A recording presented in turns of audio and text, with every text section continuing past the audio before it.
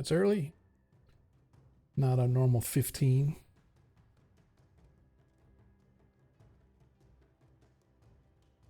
Hopefully folks will start dropping by.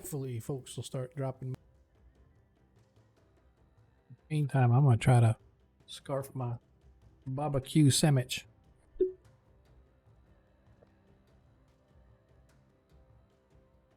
have a barbecue sandwich right now too. That's weird.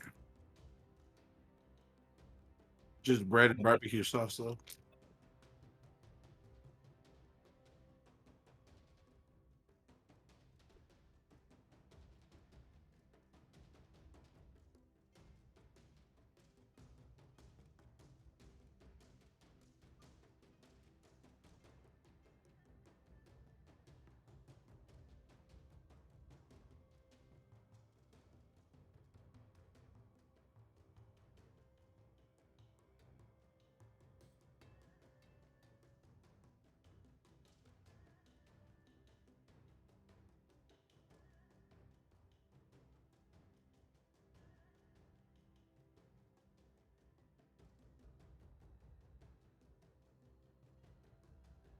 Checkity check, check, check.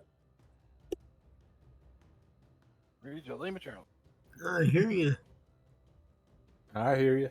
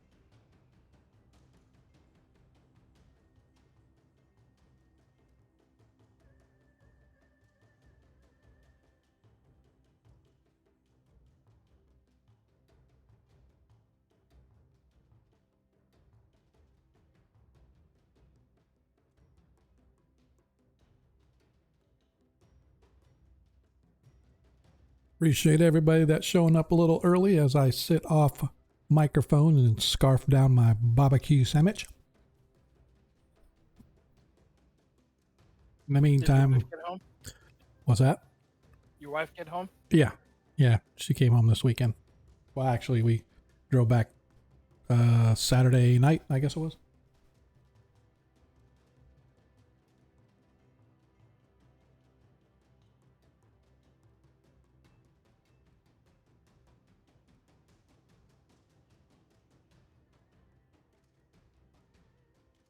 Oh, we need to be turning on the music soon.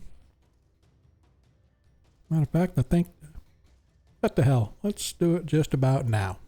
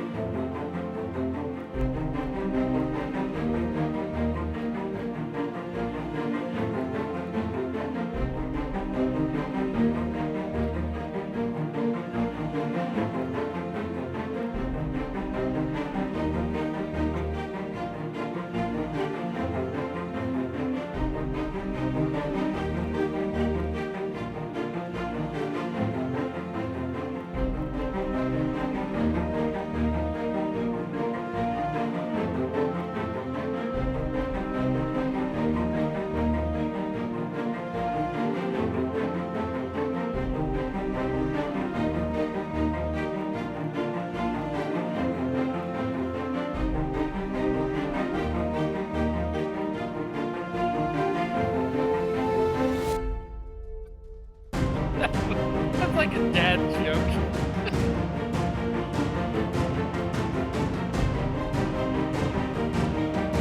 I saw that on Facebook. Oh yeah.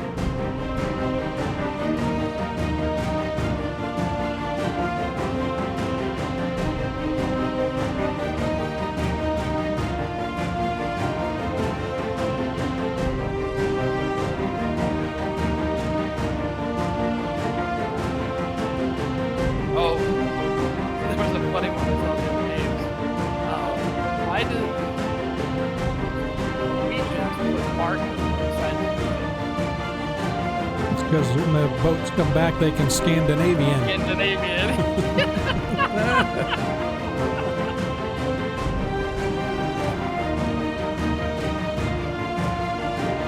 My daughter rolled her eyes like they came out of their sockets to roll it out.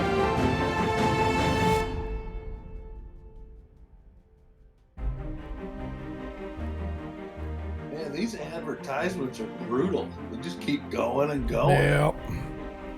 Hate it.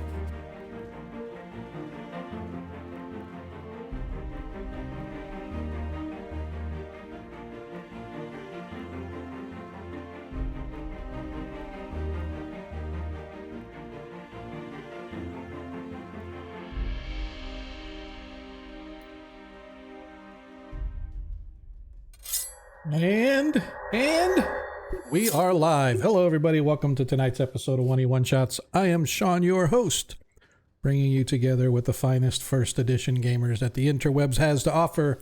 At least the finest gamers that this stream has to offer. At least first edition. We have other fifth edition players who are the best at that.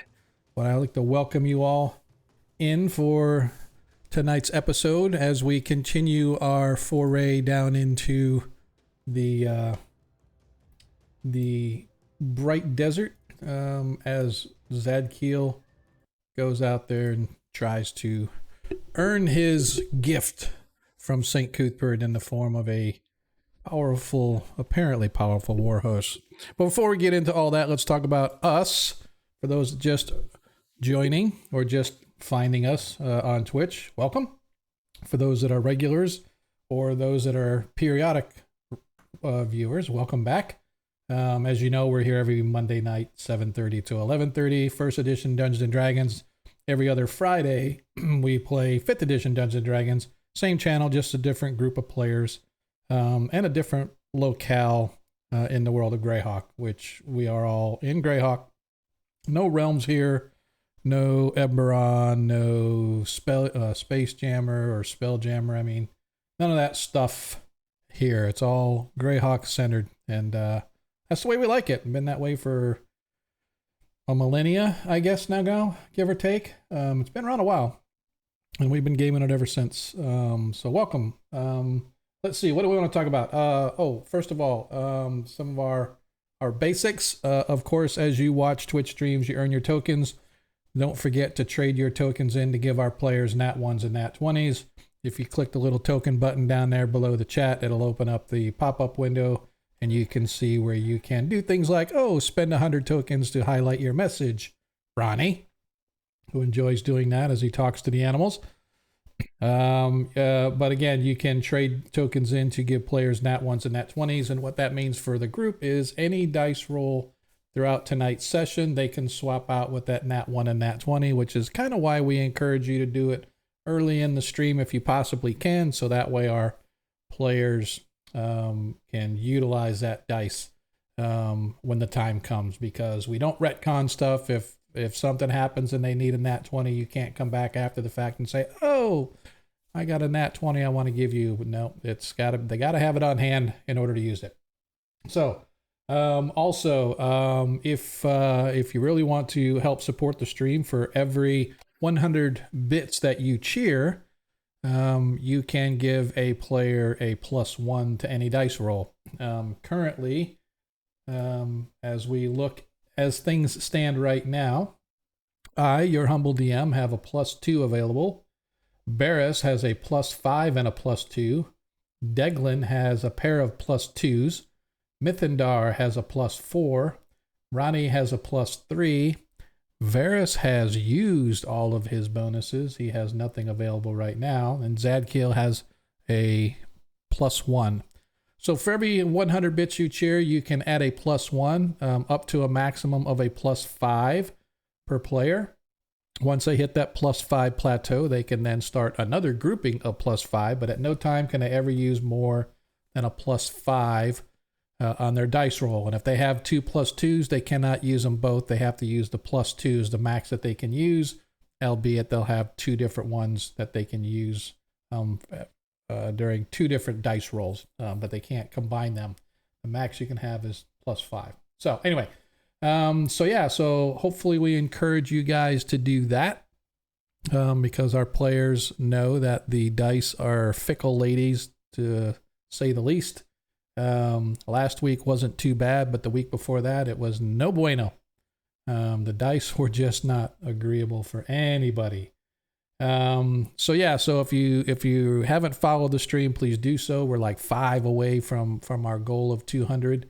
And so we're slowly but surely kind of making our way, plodding along. So we encourage you to do that. Of course, if you would really like to support the stream, subscriptions are always appreciated.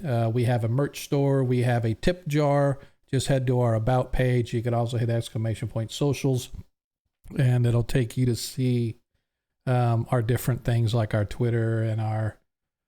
Oh, what else we have? We got a, let's see, it's Twitter, it's our Discord, I think, is in there, and our YouTube channel. So in case you miss a stream, Twitch only holds our streams for a week. After that, they go away. So I kind of, after every stream, I upload it to YouTube. Feel free to go out there and check all that out. Last but not least, I'd like to encourage you to go check out some of our other content providers in the world of Greyhawk in the Greyhawk Creatives team page. So it's twitch.tv/team/Greyhawk Creatives. Again, all these links are down in our bio profile stuff. Just check it out and go over there and check out some of the other folks that are dropping Greyhawk content on you. There's a lot of great content going on. Starting at the top with Jay, i.e. Lord Kazumba, and Anna Meyer. Mike with his Greyhawk blog is incredibly cool. So I encourage you guys to go check that page out to see who's dropping content, when their schedules are. But then hurry up and get back here so you don't want to miss the climactic conclusion of tonight's episode.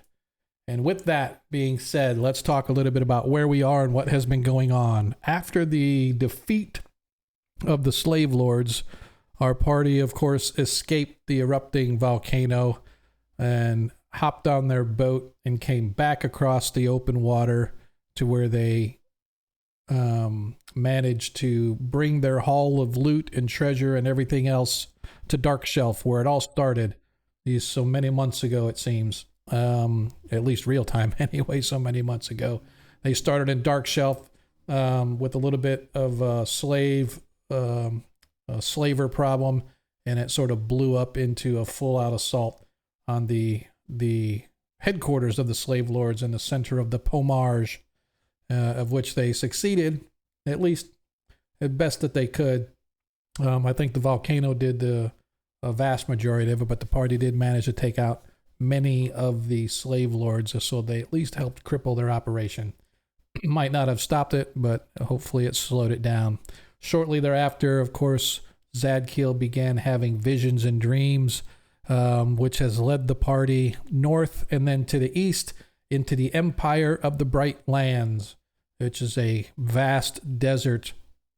The Bright Desert used to be fertile, lush farmlands and hills.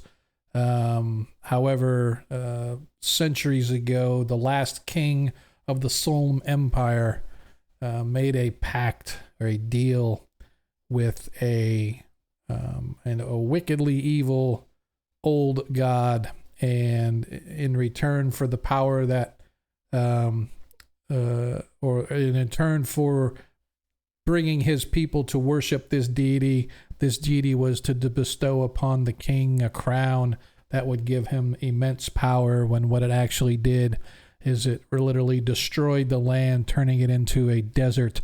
It turned all of the people of Solm into hideously twisted, horrific man scorpion creatures, kind of like centaurs, only with scorpion slash spider like bodies that now roam and plague the desert. The party made their way across these desert plains, met up with a desert flan tribe, a group of nomads in an oasis, where they were able to get a little bit of information along with aid, and with the aid of a pair of centaurs that were summoned by Ronnie Noblight. The party made their way up to the north and the east, where they stumbled into a small, tiny, insignificant portion of the necropolis of Vanag. And deep beneath the rolling sandy hills, they have made their way into this underworld of a city that has been buried by time, and they've been able to sort of traipse their way, making their way from one point to the next, until at last they have come to the source of Zadkiel's visions, where they stand in this massively vast open chamber with there's a rock pedestal like outcropping of top which a massive warhorse is chained down, covered covered by some sort of a glowing bluish white halo, if you will, and it has been getting bombarded by these like electric shocks that sort of leap from rock to rock. And as the party looks across, they can see, first of all, there's a chasm between themselves and where all of this is taking place, and filling that chasm is some sort of a ghostly procession of spirit-like bodies that are flowing like across the river Styx, as it flows in this underground chamber. And they can see that there are a pair of what look to be well, I don't know about altars, but sort of like these outcroppings of stone that are carved to look like pillars, and magical circles. And within there, like I said, there's magical energy sort of going up and down. So I liken it to sort of Frankenstein's laboratory with the electricity going up the wires and stuff. It's going up and down these rock pillars, and every so often it would gather and it would blast this shield that's protecting this horse that's chained down. And at the center of it all, on that side, is a massively large snake-like creature with a woman's face on it, and it is the face of Zadkiel's nightmare. And so that's kind of where we find ourselves tonight. Nay, I don't want to be in the center of attention. Oh my God. Dude, this horse is going to die tonight. I'm just going to say. We're all going to die if he keeps doing this. I just happened to look up there and see that. And I'm like, oh my God, Monkey, you're killing me, dog. So, with that being said, that is where we are tonight. Players, before we get into tonight's session, are there any questions regarding where you are, where we left off? I am going to say that Varys, you still have a nat 20 left over from last session. The party themselves has a nat 20 left over from last session. And the DM has 3 nat 20s and a nat 1 left over from last session. So we're carrying all that over in addition, just because this is going to be the sort of the boss battle, if you will, that we're coming up to. And I want to make sure that you guys are armed appropriately, especially since Mithindar has blown his fireball on the undead. And now he doesn't have one. Yeah, I was like, why did he do that? Because he wanted to make sure. But that's okay. I like so it. They don't come back. There you go. See? Guys just thinking ahead. So any questions, anything, any other additional input you guys have before we get started in tonight's game? Anybody? Anybody? No, Bueller? no, Okay. there ain't no blight around here. Gotcha. Wouldn't say no to a bunch of new Nat 20s for us. Yeah, I mean, give us those channel points and boost this up. We want it all. All right. Defeat the evil. Let's see. Where did I leave this off? Somehow.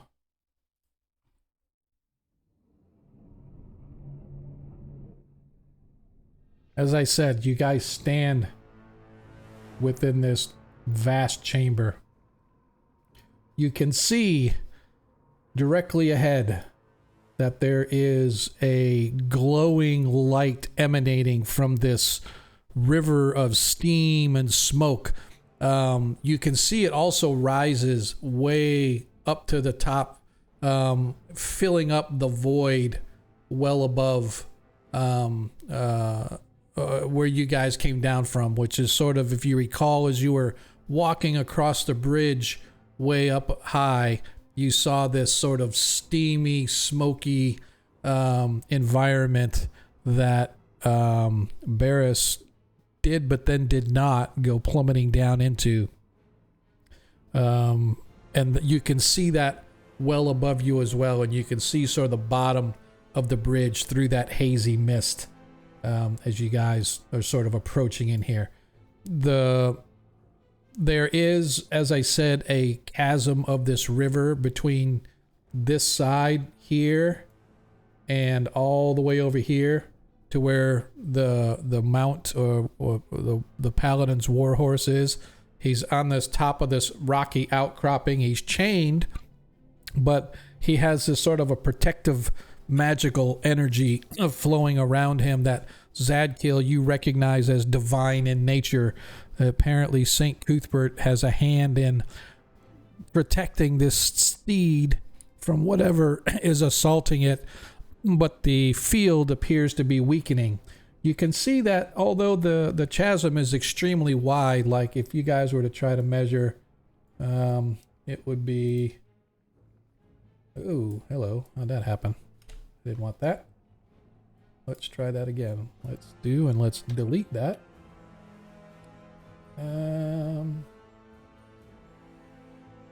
Weird, it's not letting me measure. There we go. If you guys were to measure across, like from right here, it's roughly 100 feet across.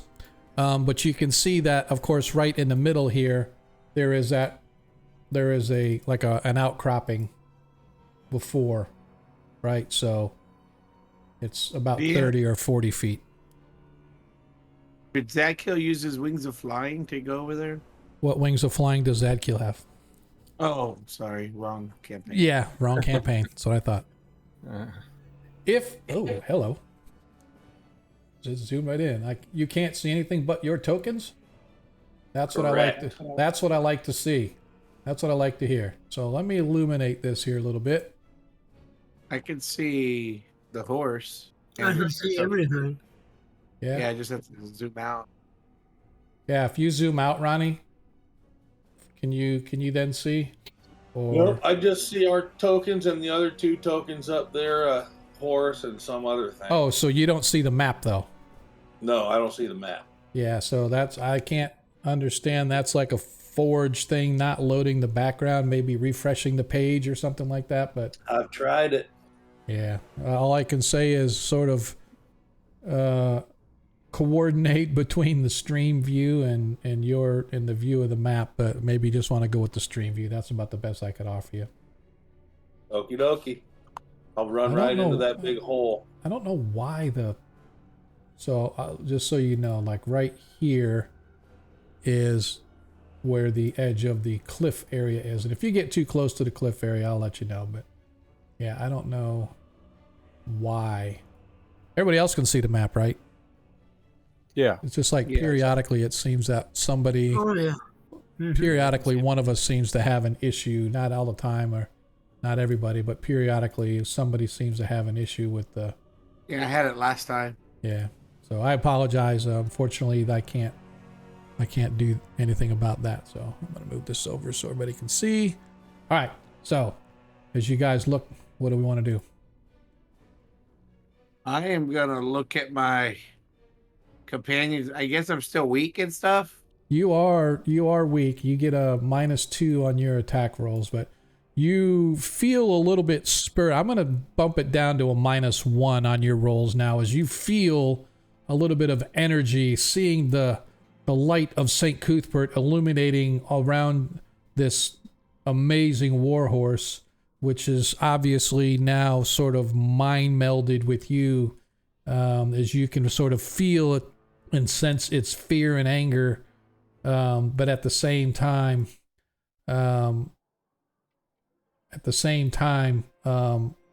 it's got like its pain going through it. I don't know You what's said there were going on. lightning like things coming down, protecting it. Yep. So there's if you see the bluish halo around it, Yeah. that's sort of like a mystical divine shield that's protecting it.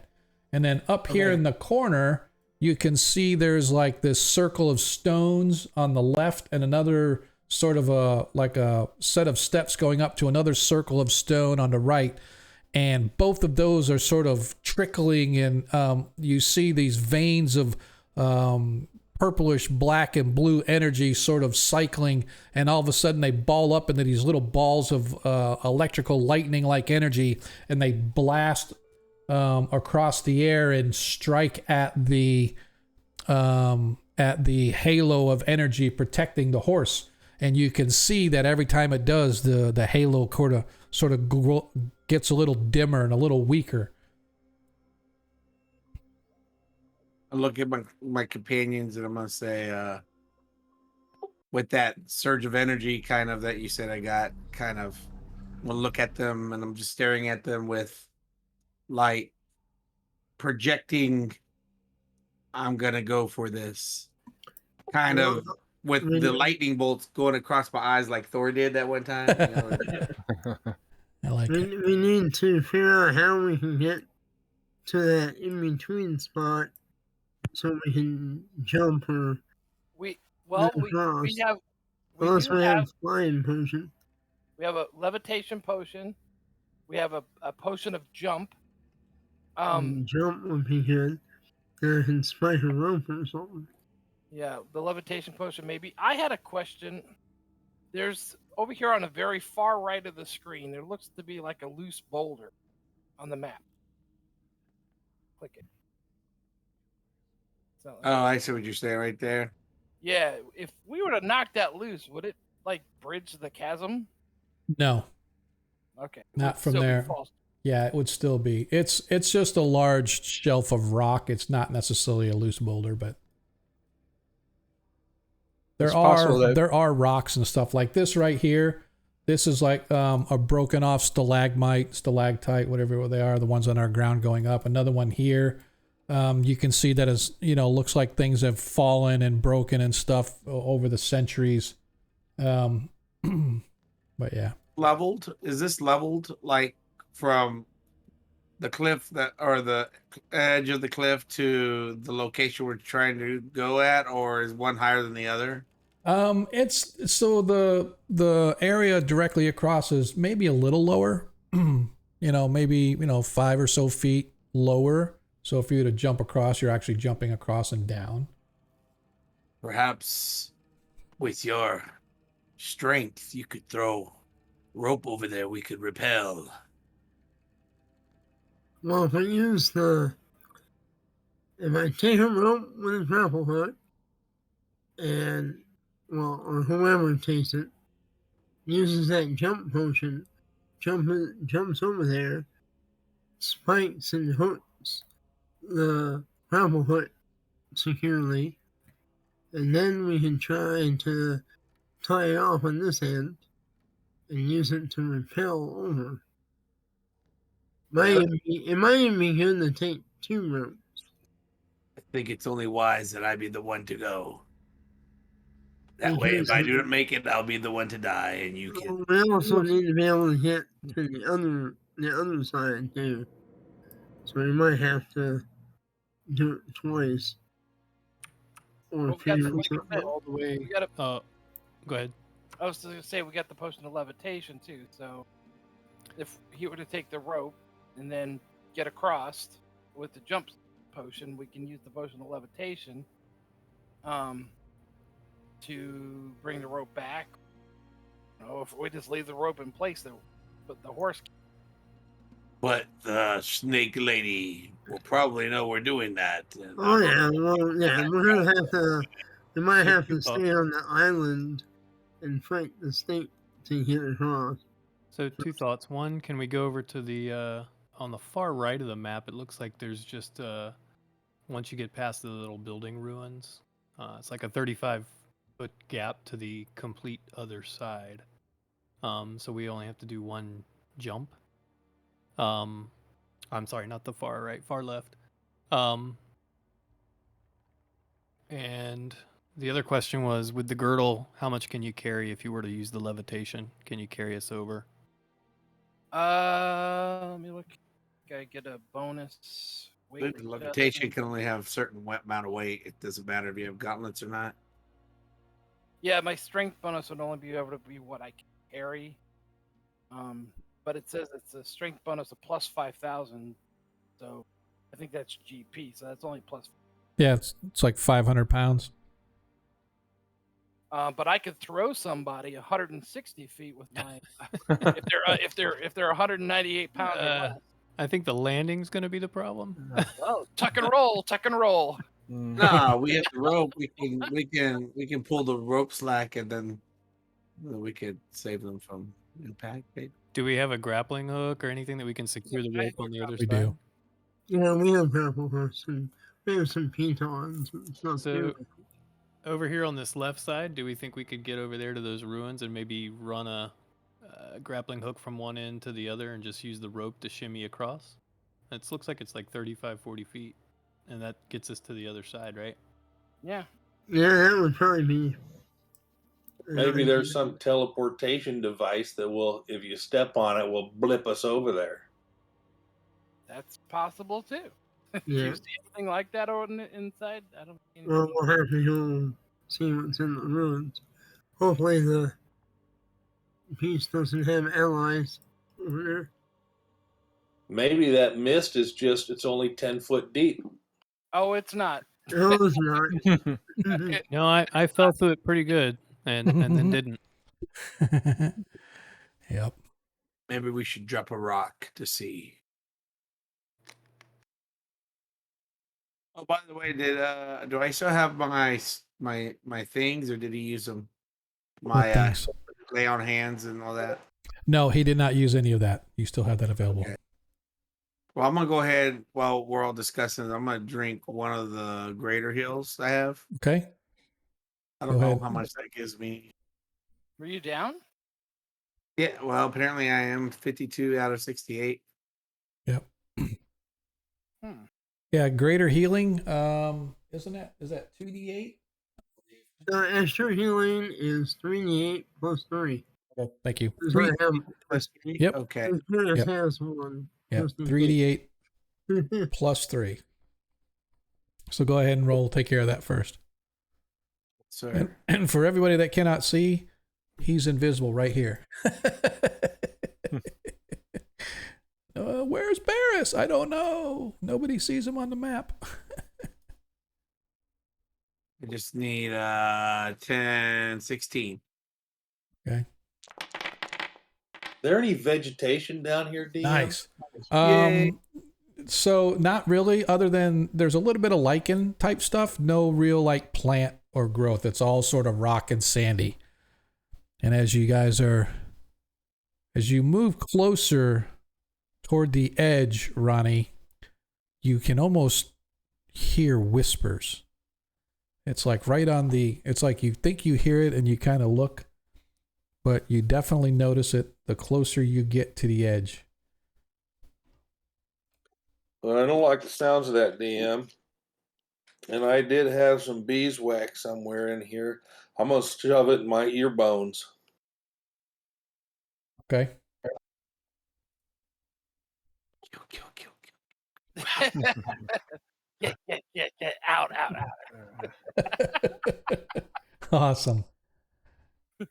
So where do we wish to do? I think we should go check those ruins and see if, like he was saying, if there's a way we can jump across from that boulder. Okay. Or we can summon the snake to come over and maybe we can challenge her to stretch her body all the way As you across. guys are trying to decide, suddenly there's this massive explosion of energy as lightning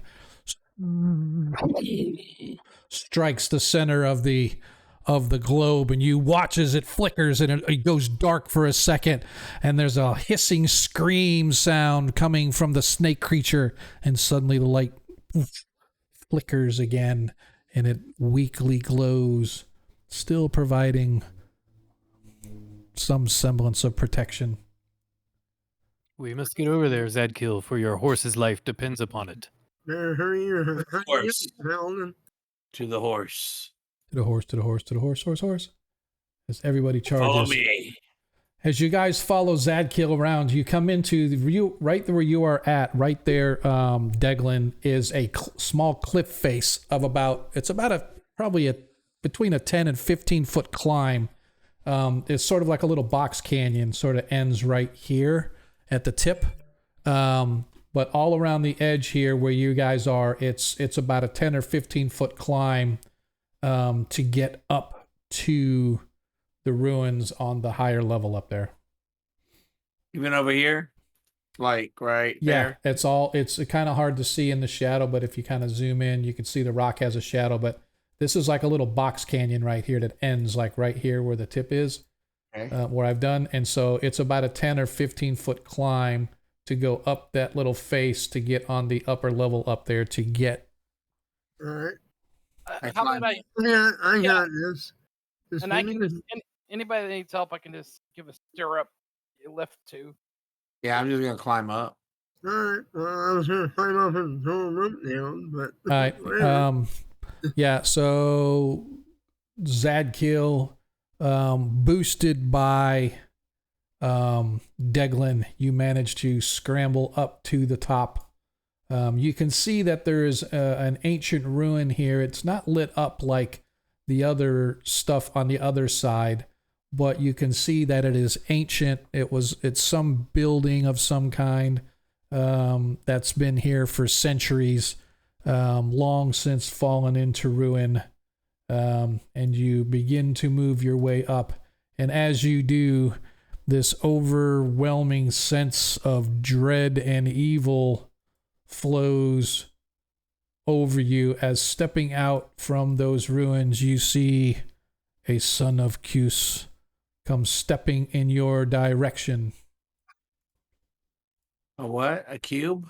A son of Cuse. It looks like one of those zombie things. Oh, you weren't here last week. Sorry. It's like a zombie-like creature, but they emanate fear. And they look like zombies, but they have like worms and everything crawling in and out of them. They're But- rot grubs. Yeah, they're like rot grubs. If the worms get on you, they can burrow their way to your brain and kill you in just a matter of seconds. Is it a undead creature? It is an undead creature. I can turn it, but I got to get the map to move. For And some as reason, and built as that it with- steps out, another joins his partner. I am going to need Zadkiel to please roll a 6-sided dice for me. Give me a second. I got to refresh. Okay. Whoops, don't count +3. That's all right. I didn't do a +3 anyway.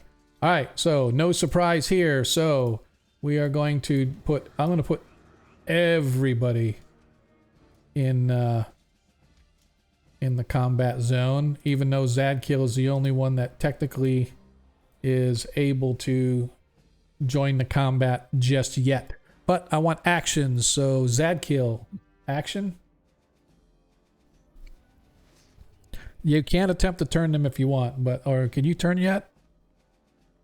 You should be able to. I can. Yeah, you turn at a 4th level though, right? Yeah. Yeah. Once I get up on top, I can turn them pretty easily.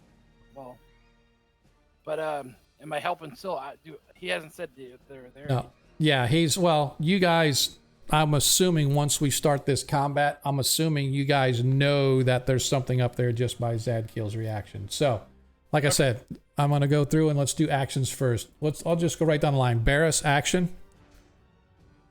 I think I'm about halfway up the hill, or cliff rather. So Yeah, I'm it'll just gonna keep take a climbing up. full to climb. It's a full movement to get up to climb. So that would be Okay. basically your action, unless you want to. Well, yeah, I would even say ranged weapons.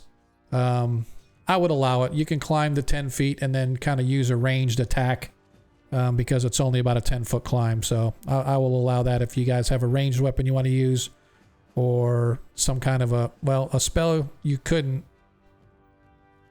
Trying to think, because your hands would be busy. Your hands would be busy climbing instead of any somatic components. Yeah. So anyway, Yeah, Can for I me, help I'm. them up? what's that?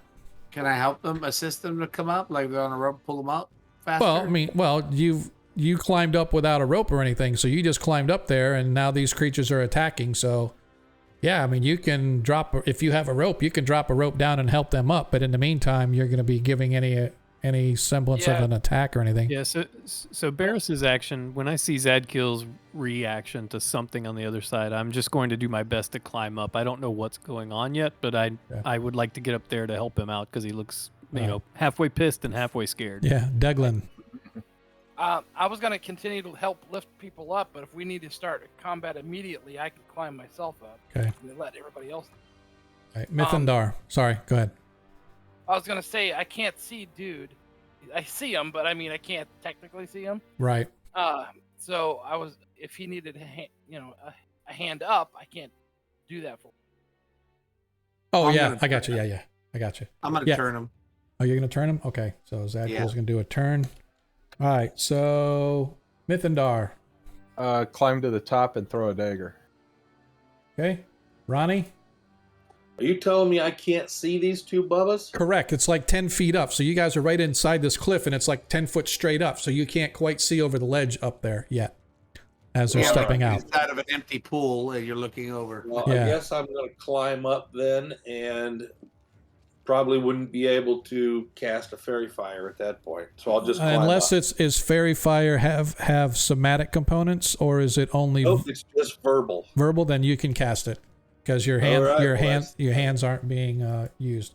Varys? I'm gonna turn invisible and climb up Okay. since I can Yep. see or hear that something bad is happening. Absolutely. Zadkill's reaction. Well, technically, I do have to outline them with my finger, which is pretty easy. once you get up there, though, I think I will allow Okay. that. I will. I allow didn't that. want to look like I was cheating. Yeah, I got you. All right. As the creatures go first, as the first one moves in, Zadkill, on your abilities? I know you can turn, but what about is the paladin? You have to make Aura. the aura. I know you have that, but the thing is you're not immune to like fear and stuff like that, right? I know that at certain levels, paladins don't get disease and stuff like that. Okay. All right. No. So as this creature approaches you, you see the horrific visions that it has. It's sort of a rotted skin zombie. Its clothes are tattered. Its flesh is falling off and crawling in and out of its eye sockets and ear and nose and mouth are the just hundreds of worms that are just sort of look to be replacing the muscle structure of this creature. It's now like wormy is the way it looks. As it comes toward you, its fear aura sort of swoops over you. So I need you to give me a saving throw versus spells. Okay. And to be fair, I don't have my glasses on, so maybe it's blurry. It gives me a plus. Yeah. Well, you get a +2 on your save anyway, right? So Yeah, I'm just kidding. So saving for what again? Spells? yeah, Or, saving throw versus spells. So Okay. So you that's need a not- 12. You also get a magic if your wisdom's high enough. You get a magical bonus. Fears.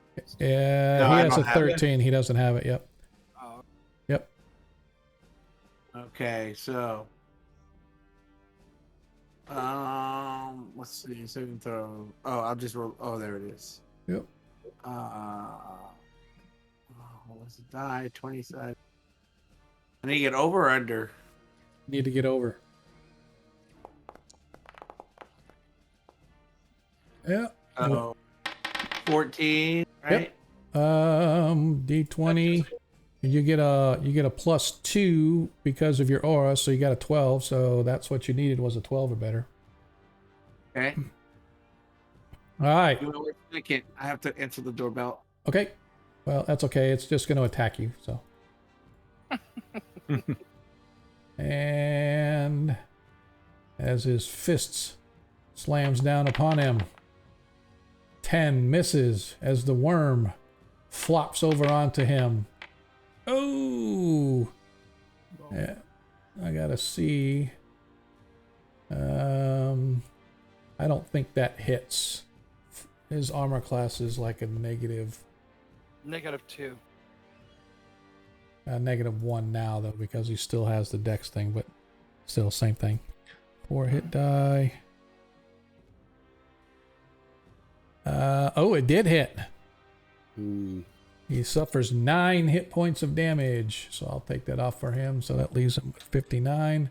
And when he gets back, Run him back. I need a. Let me see. What did it say?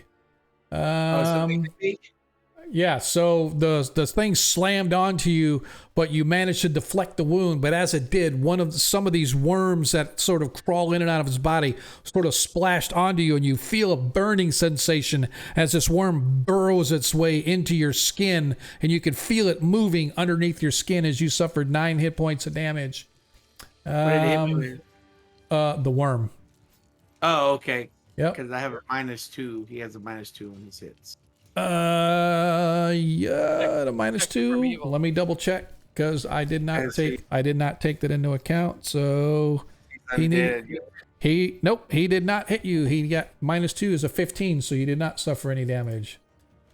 So the worm misses. So let's put those hit points back on you. All right. So that did save. Thanks for reminding me on that. As the second zombie comes up, its fear once again swooping, its fear aura sort of rolling over the top of you. I need you, Zadkiel, to please once again give me a saving throw versus. Let me double check. I'm pretty sure it's spells. Yep, saving throw versus spells as you easily make your saving throw. As now it slams its fist down onto you, missing you.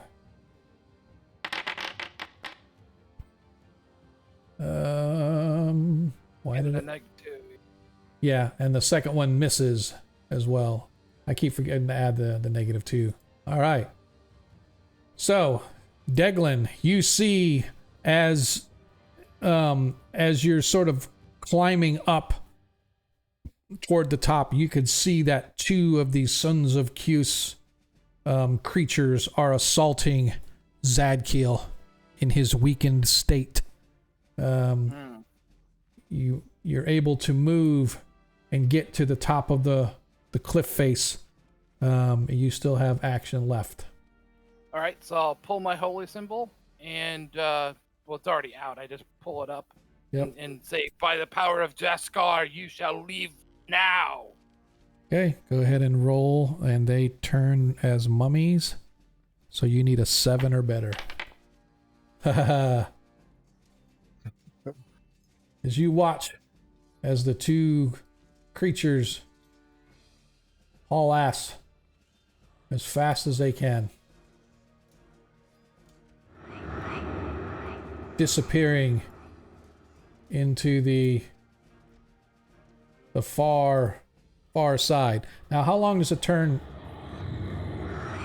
How long is the? It's Like some 2 to 12 turns or something like that. something like. Hey, thanks for the follow, Chris. Appreciate it. I'll look it up if you want. You cowards! Yeah, I'm pretty sure. I was looking. It's It's 2 Dig to to the- 12 affected. yeah. I think it's in the DM's guide under the turntable. I think. Yeah. Yeah. That's what I was looking at here. So somebody find it for me, let me know, and then I'm pretty sure. For right now, we're gonna go. I'm pretty sure it's like a couple of turns, but we'll find out when somebody actually digs it up.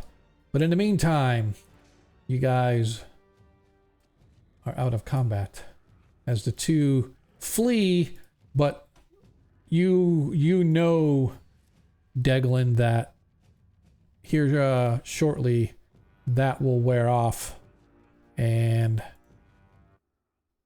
they will eventually return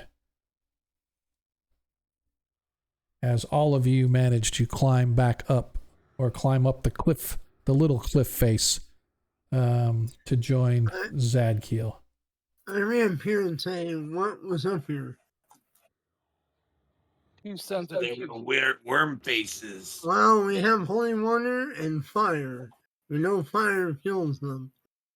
So, permanently. So, when they come back, make some fire. Okay. DM, I have a question. Yep. We'll probably have to deal with them on our way out. I have a ring of fire resistance. Okay. Can I set myself on fire and then fight the things? Yeah, absolutely. And when they hit me, will I take damage? Well, yeah, you'll take damage, right? Oh. And they might take some damage too. But just remember, you're going to take damage regardless. Even it's not a ring of fireproof. It's a ring of fire resistance. Better look at it before I use it. Okay. Let me look it up. Okay. As you guys find yourselves now standing up on top of this cliff face, it's only a small cliff, about 10 feet up. You can see the remains of a dilapidated stone structure sitting on the edge of a rocky outcropping that leads in on this side as well. You can see that the river of spirits floating by. And now the rest of you can begin to hear what sound like whispers of some kind. Hey, Sean. Okay, Sean. Yep. The ring says that I'm immune to all effects of fire. Mhm. And firewall is one of them. Right. But only up to a certain point. It doesn't take No, everything. it just says total immune to effects of normal fires like torches, flaming oil, bonfires, etc. Okay. Normal fires, not like lava or. Right. doesn't actually say. DM, can I detect anything on that stone being, one with the earth? Because it looked like anything special. Does it say anything to me? Can I It rub doesn't. You can go rub it if you want, but it says nothing. The turn undead lasts for 3 to 12 rounds. 3 to 12 rounds. Thank you. Go ahead and roll 3d4 for For me, good clerics Declan. in the DMT, page 76. Okay. Declan, can you roll 3d4 for me, please? Thank you. All right. So 10 rounds. So you figure about 2 minutes from now, they could be coming back. Let's hurry.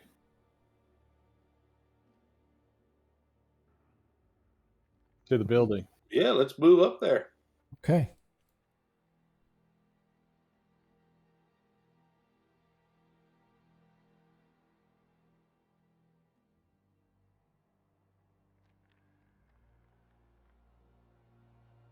There we go again, clicking on the stream. Yep. Varys, you get to right where you're at, Varys, and you feel some kind of a energy or some kind of a force blocking you from going any further than the corner of this building. You can't get any farther than right there. And you cannot get any closer than about 1.5 feet from the ledge where you look down and see the shadowy spirits flowing in a river like what looks to be almost like a river. I'll try and go into the building then. Okay. You guys are easy enough to get into the building. Inside, again, it's just some kind of an old small structure, maybe a shop of some kind at one time. The floor has long since been broken and cracked. You get to the edge right there. You can't get any farther than the wall of the building. You can't go. There's an opening that sort of leads into the rock cliff face, but right from there's some sort of a force that is blocking you. Well, come, Zanchill and Tinkling, come over here and break this wall down. Yes, there appears to be some magical force here. Can someone try to dispel it? You have dispel magic? I have. I could try. I don't know if it'll work. As you all standing there, suddenly the horse lets out this horrifying scream as you hear another sort of a blast of electrical energy lights up the entire place. It flickers. Everything goes black from your vantage point because you can't see. But because there's no roof, the light just goes dark. And then a light blue flicker comes back. Zadkiel, you feel as if you have been punched in the stomach and then punched in the chest at the same time. You almost double over in the pain of being struck by what can only be, you can only say as somebody zapped you with a lightning bolt, but you can feel everything that the warhorse feels as the lightning continues to batter its protective aura. DM, would I know if I cast Dispel Magic against this type of barrier if it would work? No, you'll know if it doesn't work, but you won't know if it will work until you cast it. But that's what I was going to ask. No, you don't know. You don't know ahead of time, but you'll know if you cast Dispel Magic. You'll know whether it was successful or not. Because I'm reading the spell description. It says it neutralizer negates magic or spells cast upon persons or objects. Right. Not enchantment. Right. This would be an enchantment because it's not actually on an object. It's just a barrier. Right. So I'm trying to think. From my clerical studies, when they taught me the Dispel Magic spell, Right. they have said, "Hey, you could use this against barrier." Like that. Well, I mean, if it's sort of some kind of like a hold portal of some kind, that's blocking, maybe wizard lock, etc. Those spells can be dispelled. Well, wizard lock can temporarily dispel, not like permanently, but hold. Yeah, walls of force, things like that, right? Right. So it is possible that my spell could disable this. Zadkiel, you move. Yes, it is possible, Deglin. Zadkiel, you move up, and you begin to hear these whispering voices. And as soon as you sort of turn your head, everybody around you can hear these whispering voices coming. It's just like, it's almost like, it's kind of like, somebody passing by in a car, how it sort of starts out low and then it gets louder and then all of a sudden it gets low again. Zadkiel has no problem passing through the hole in the wall and standing on the cliff face, looking across the way. Really? Yes. So he's the only one authorized to go. I come back. Well, it is his Fellas, I need your blessings. Can This I might be something for me to do alone. I hand you a vial of holy water. Keep it. I have 10. Okay. I'm gonna cast prayer, and prayer will give you a plus on your hits and stuff, negatives against from the. I'm gonna hold on to his shoulder and ask him to step through the barrier again. Yeah, that's a good idea. Okay. Your arm falls off. Yeah, you hold on to him. Zadkiel steps through. You become visible as your arm strikes this barrier and you're lifted and thrown backwards as if somebody had kicked you in the chest, knocking you back almost to Deglin, sprawling yourself at his feet, looking up with this, no damage taken, but your pride is hurt a little bit. I was just hit by a very forceful wall. Yes, as I feared. This is the barrier of the righteous one. Yes, I am very unrighteous. I did a lot of things when Well, wait a minute. If he could pass, and I definitely felt the barrier. I could pass. Yeah, you felt the barrier as well. So. But I must make haste. Thinking How you gotta get wrong across. is thinking wrong. Well, I mean, you can still try to dispel magic if you want. I can try that, or he can if he wants to go now. He Or can he take the can, potion. well, he can go on his own if he wants. Well, maybe he. Here, take a rope and a grapple. Yeah. And if you Call hit it a grapple. yeah, if you hit across, hook the grapple hook so we can Like strike poltergeist. him. Yes. Well, strike him. Look to the light. Okay, hold on to the rope. Spike an end of it. No, spike the end over here if you can get across.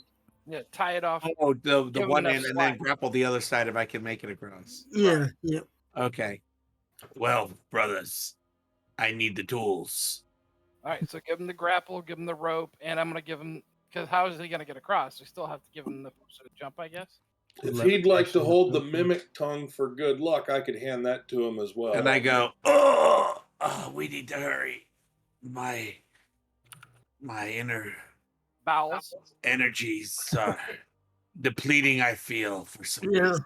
Well, we need to hurry because the undead's coming back too. So Yes. I'll take the Right. potion of levitation and be on your way. We have the cleric. He can turn again, maybe.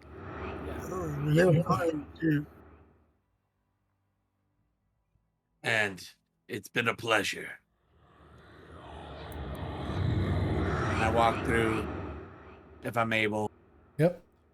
You manage walk to over here. you walk over to that ledge, and from where you're at, it's about 30 feet across. I try to hammer the rope there. Okay.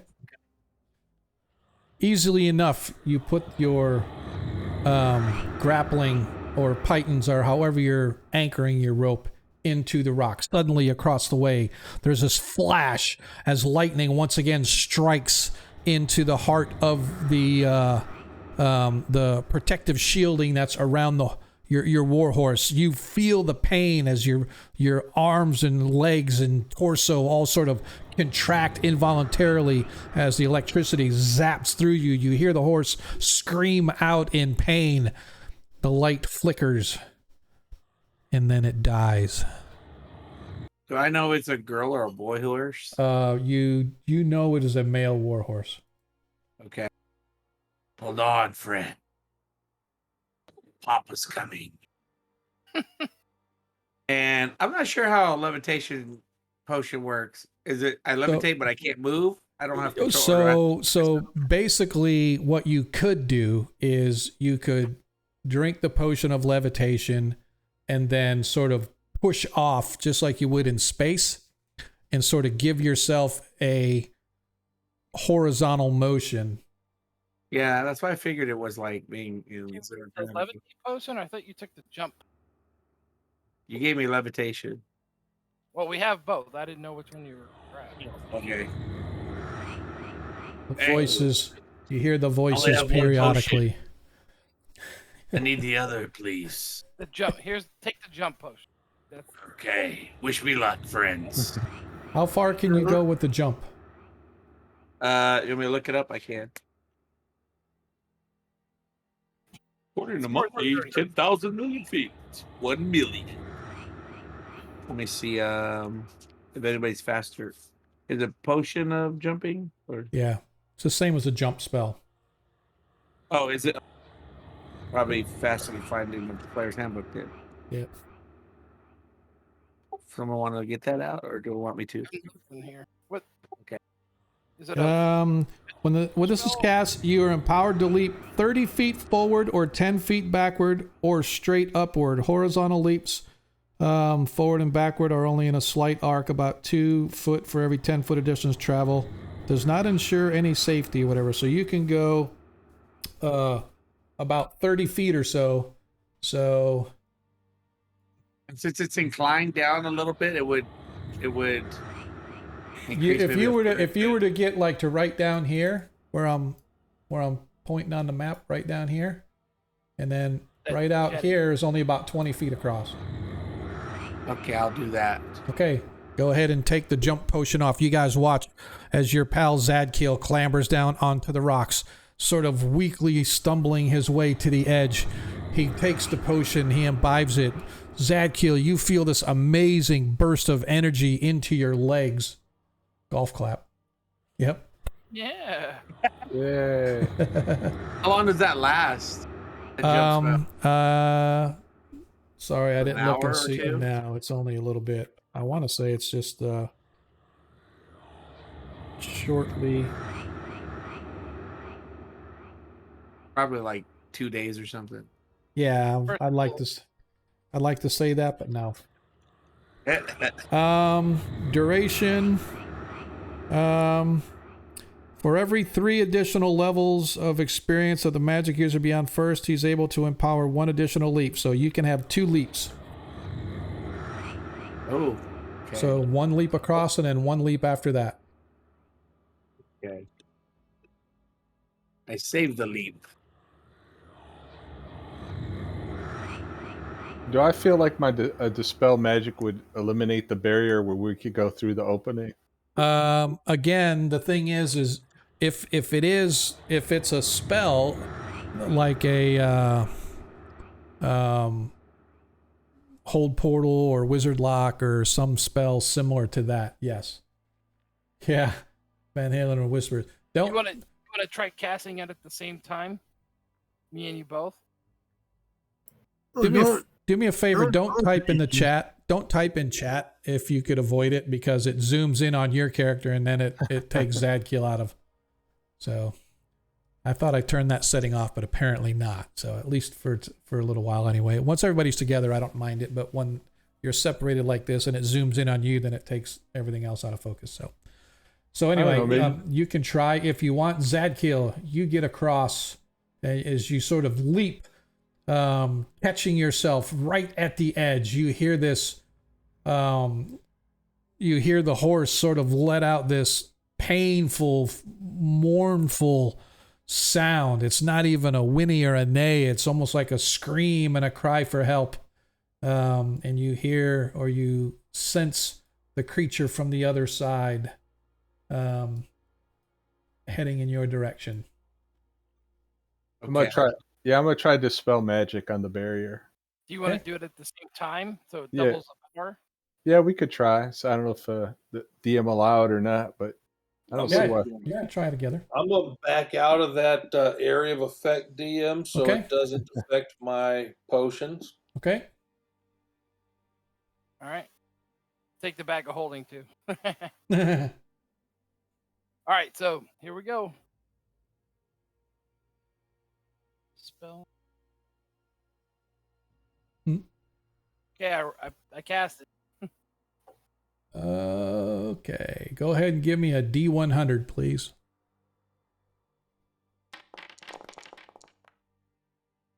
Eight. You. Boy, that's a big number. Yeah. Well, I mean, that's actually what you want to be like under, right? So Yeah. you guys watch as your energies combined sort of blast away at whatever this magical barrier is. You see this sort of a crack appear in the air, almost as if there's a glass wall there of some kind.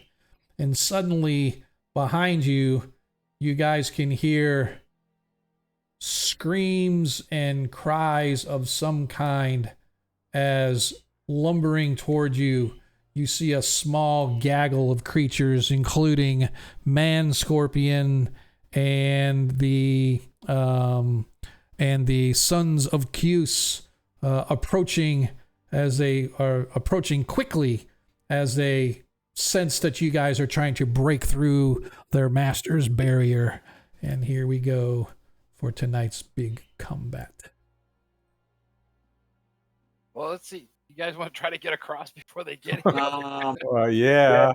DM, I look at the horse and tell my companions, I saw a better one down the street. Let's go back. No, I'm just kidding. That's crazy. I'm not paying full price for this guy. No, I'm just kidding. All right. As you go to look, you see that the mist begins to flow up from the river passes over the top of where you cast the Dispel Magic, and suddenly the barrier becomes whole again. Ah, son of a. Okay, so we don't get to fight this guy at all, guy.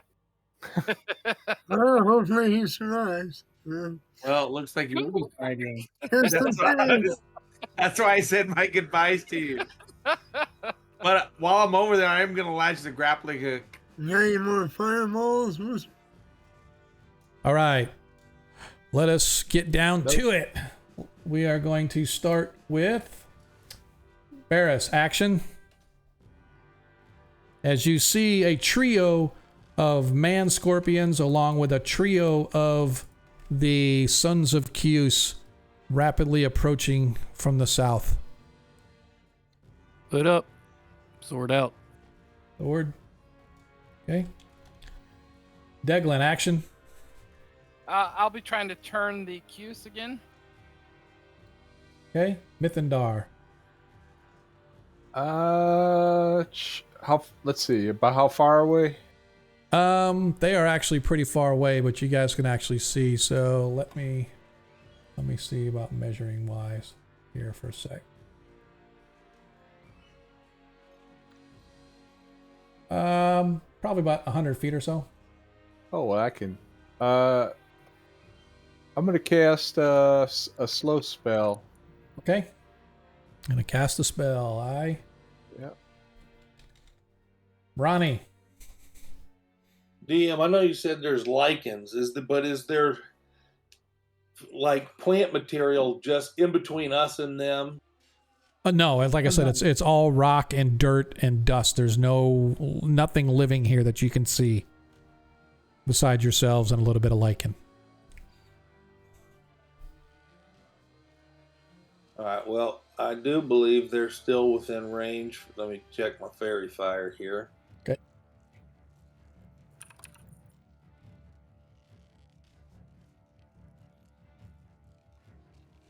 Man, somebody's typing quick. It ain't me. Yeah, DM, I'm going to start the old fairy fire up. Okay.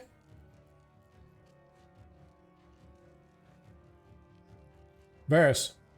I'm going to draw my longsword and sheathe my sword and turn invisible. Okay. And Zadkiel. Zadkiel, action. Well, I don't know if you let me put the grappling hook in or that I have to use that as the action, but if I have to use that as the action, that's what I'm doing. Other than that, if I've already had it put in there, then I'm gonna make my way up, kind of like the old spaghetti western of the good, the bad, and the ugly. Yeah.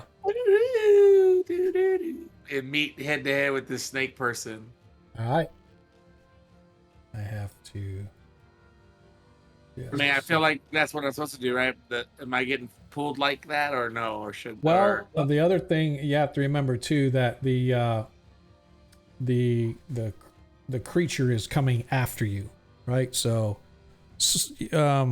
free your warhorse, obviously, but also Mount up.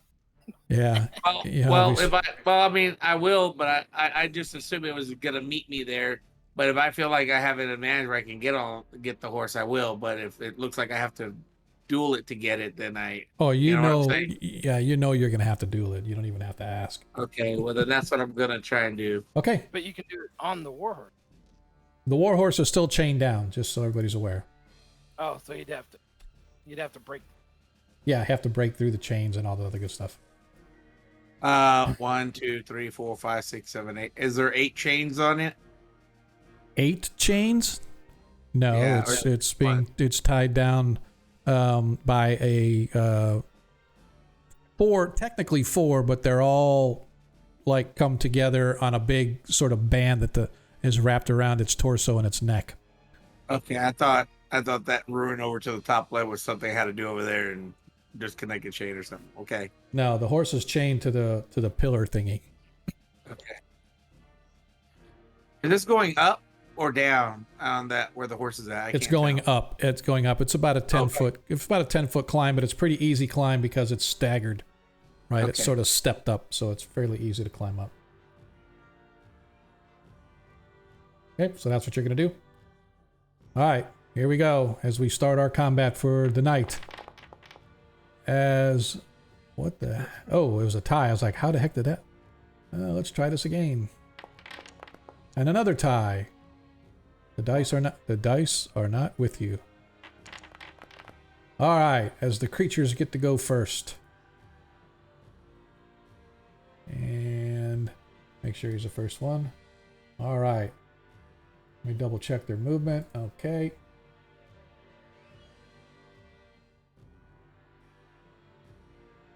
She comes skittering in here. Right through the doorway. Targeting with his 2 claws and a tail.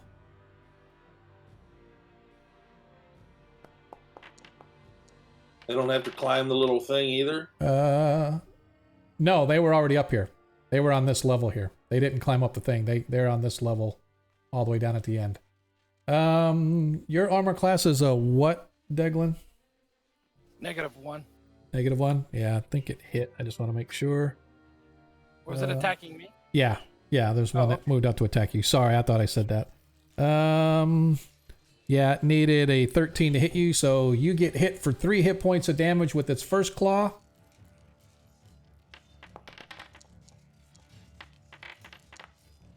Four hit points of damage with its second claw.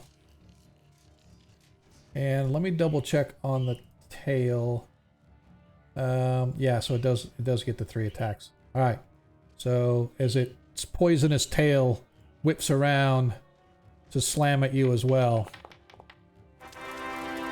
Son of a... 4 hit points of damage from the stinger on the tail. I need you to give me a saving throw versus... It should be poison. I don't know why it says paralysis, whatever. Yep. Saving throw versus poison.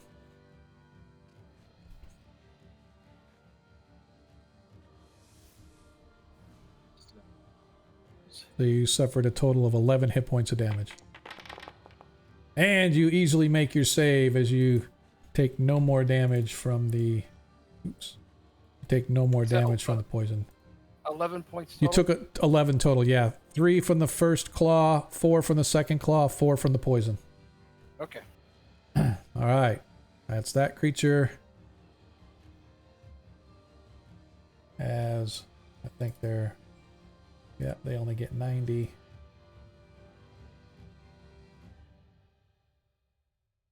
Doesn't quite get there. And I should say, by the way, Varys, where you, Ronnie, and Mythandar all are, there are cracks and holes in the wall that you guys can move through that wall, right? So you don't have to like go out through the doorway or whatever if you don't want to.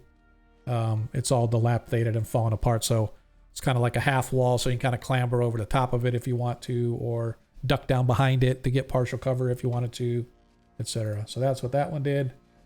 All right, their movement again is 120.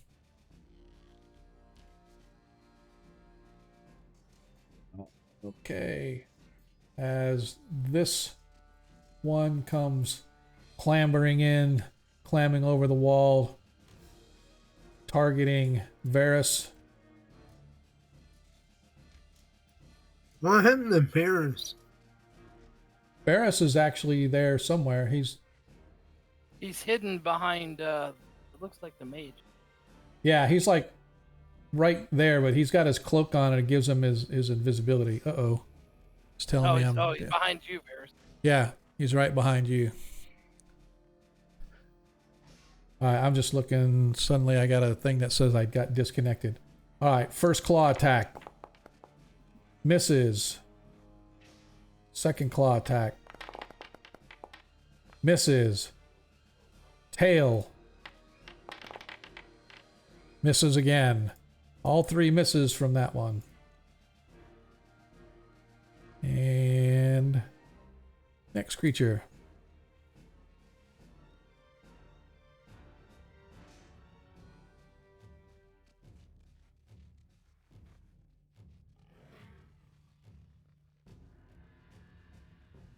far as he can go.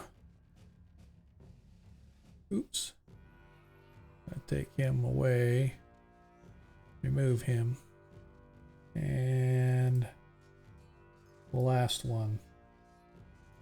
Oh, I think was there one? Stupid map. And that's his movement as he moves up to the doorway. As the snake creature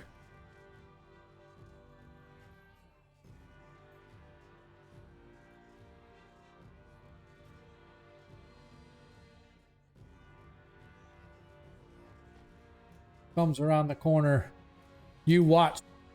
Just as you are about ready to start scrambling up the rocks, you see this huge snake creature with a woman's face on it. She has almost elven fey like looking, or her facial structure is almost fey like. She has fangs like a typical snake or a vampire, if you would, but her body is probably 15 feet long, 2 feet around, like this huge massive fire hose, if you will, coming at you. And you could see that her eyes are sort of glittering, the evil malice. You could just feel it oozing off of her body, Zadkiel, as she comes to approach you, but she reaches her range of movement, and that is where she is going to stop. And so now let me untarget these guys. Mythendar, you're up. Can I change the spell or use what I was pretty much going to use? Well, I mean, yeah, your action says you are going to cast a spell. I never say what spell. You just tell me what spell or what you're going to do, and then you do it. All right, I'll move a 5-foot step here. Okay. And then I'll use my ring of spell storing, and I'm going to hit these 4 in the doorway here with a slow spell. Okay. They saving throw versus spells for them, right? Yep. And if they fail, they move and attack at half the normal rate. Okay. So in the case of the man scorpions, that means they would get 3 attacks. They would get 3 attacks every other round. They get 3 attacks normally per round. So they would get 1 attack, then 2 attacks, 1 attack, then 2 attacks. Okay. Actually, probably what I do is I'll do 2 claws, and then the next round is a tail. 2 claws, the next round a tail. So we'll just have to keep track on what they do. So. Yeah, I don't think there's a saving throw, DM. You sure? It's just automatic. I like first edition spells sometimes. What level spell is that? Yes, it says saving throw none. Got it. Even better. All right. So the 3 man scorpions then will get 2 claw attacks, and then the next round they only get 1 attack with their tail, so instead of getting all 3 every round. And then the Sons of Cuse, they will get their 1 fist attack, and then the worm attack will be the round after that. All right, sweet. So those 4 in the door are affected with the slow spell. Nicely done, sir. Yeah. All right. Varys, you are up. You become invisible, and then... Yeah, I become invisible. And then I want to pass them. Come on. Well, won't let me go through the wall. Okay, I'll move you. Where do you want to move to? Just point Right here. Okay. And pass down the man scorpion. Okay. Go ahead and roll.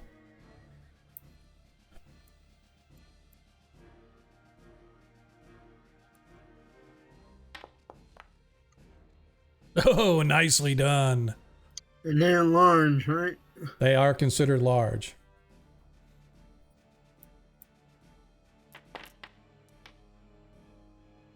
$22. Holy cow, why did that do that? 22 hit points of damage. Nicely done.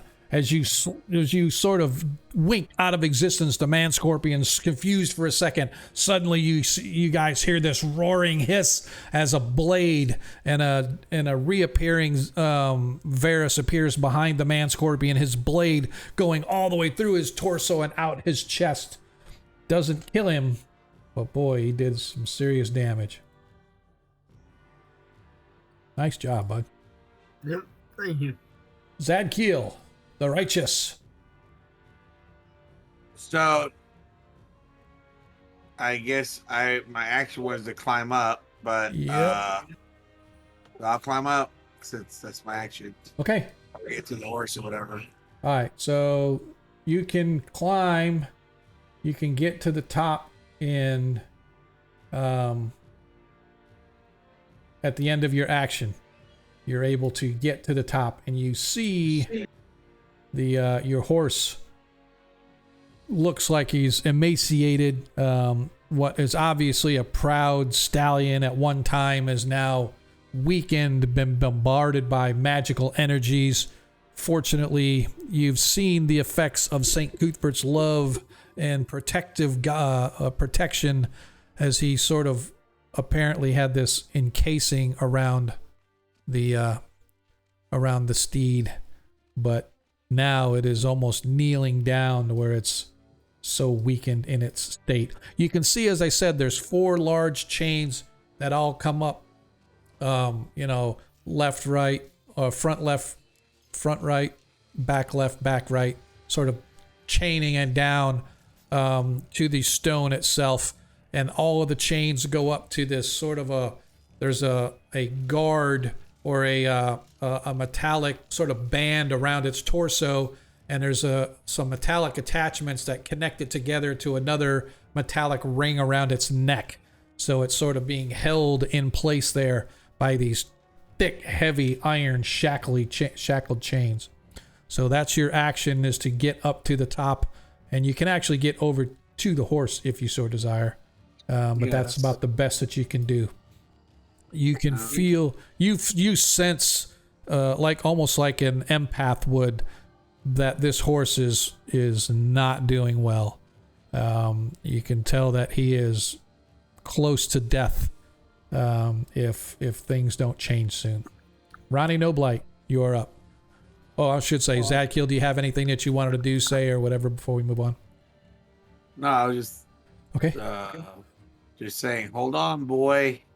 Okay. I'm here.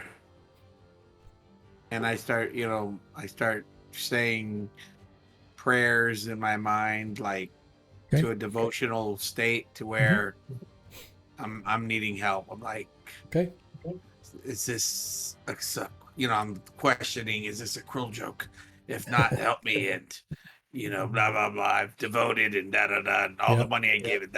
Just throwing a guilt trip on the St. Cuthbert. God. Pretty sure St. Cuthbert's all about the guilt trip. I'm sure he's going to enjoy that. All right, Ronnie, you're up, sir. All right, DM. Those 4 bad guys right there outside that window are right in my line of sight. They are, and sir. So I am going to carve my fingers around each one of them in an Elton John type movement, and ask Rilfane Relathiel to cover them in fire and give everybody a +2 to hit those 4.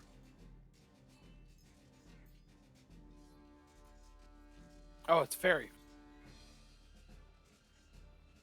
Yeah. Okay. For all the creatures that are so marked, there is now a +2 to hit. Diglin. All right. Do any of these man scorpions have armor? No, their bodies are their armor. They're very, very exoskeleton, a heavy, thick exoskeleton. All right, that's fine. I'm just gonna smack this one in front of me that hit me, stung me. Okay. I'm just gonna smack him Gotcha. if I can. Armor class 5. Armor 5. I think I need a 10 or better to hit him. And don't forget your +2. You get you need an Are they 11. large? They are large creatures. You need an 11. You get a +2, so that means you actually need to roll a 9. Well, minus whatever your strength is. Oh yeah, that hits. Yep. 11 hit points of damage. Nice. As you slam your mace or whatever it is down on top of this thing, slamming into it, watching as its body shudders at the heavy blow. Obviously, he has sort of its eyes sort of, his face gets like a surprised look. Cannot believe that something so powerful comes from such a puny, scrawny-looking creature as yourself. Yeah, okay. It's my story, and I'm sticking to it. Barris. All right, I think I'm gonna attack the same scorpion, and I will use my flame tongue. Okay. Think that misses. And I missed. That misses. That misses. All right.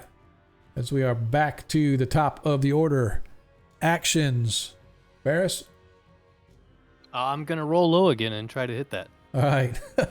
Deglin? I'm gonna still smack him. Okay.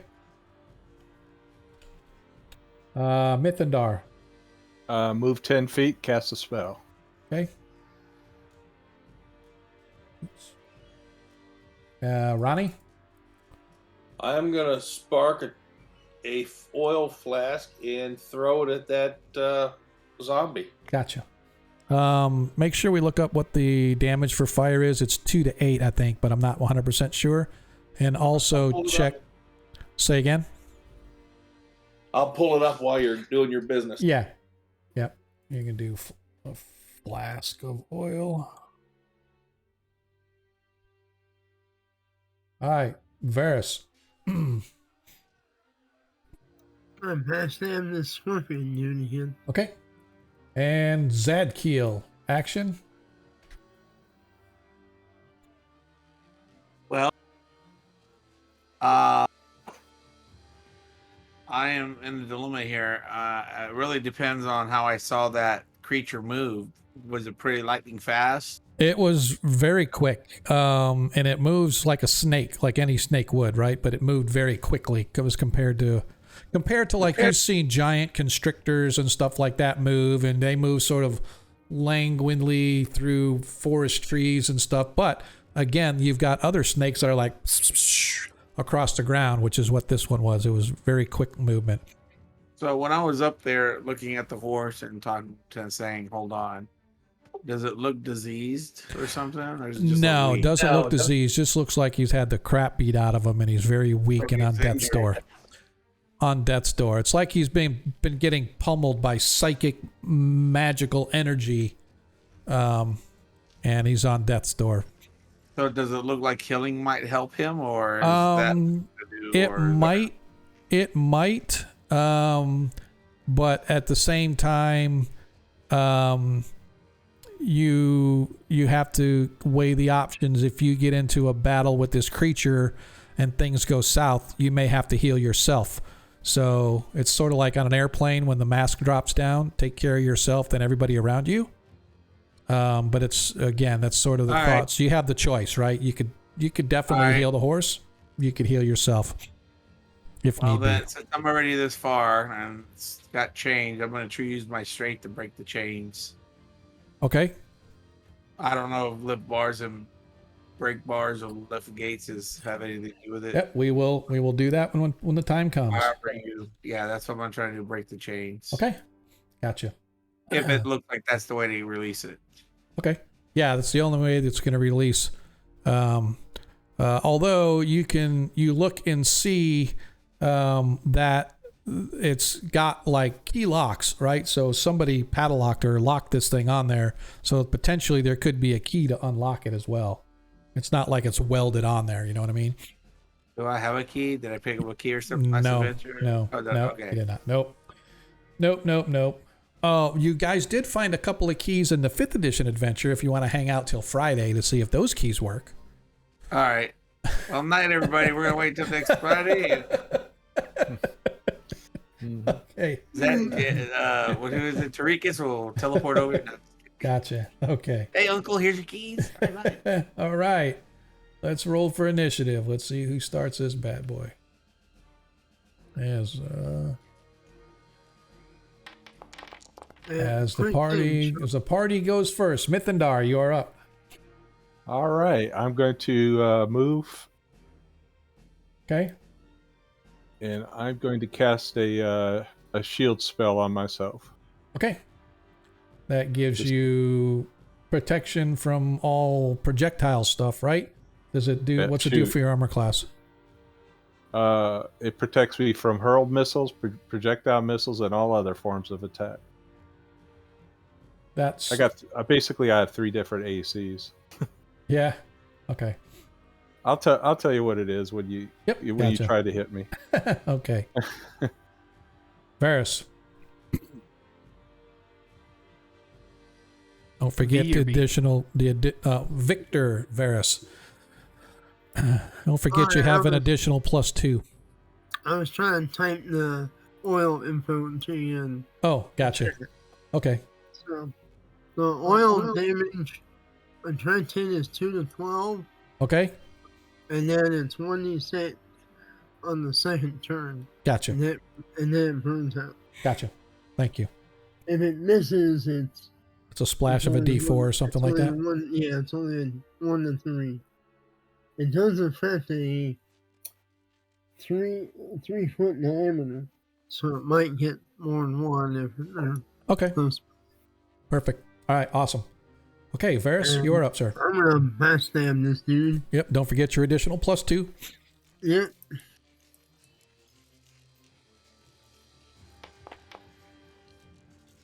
Ah, 23 hits. They are considered large.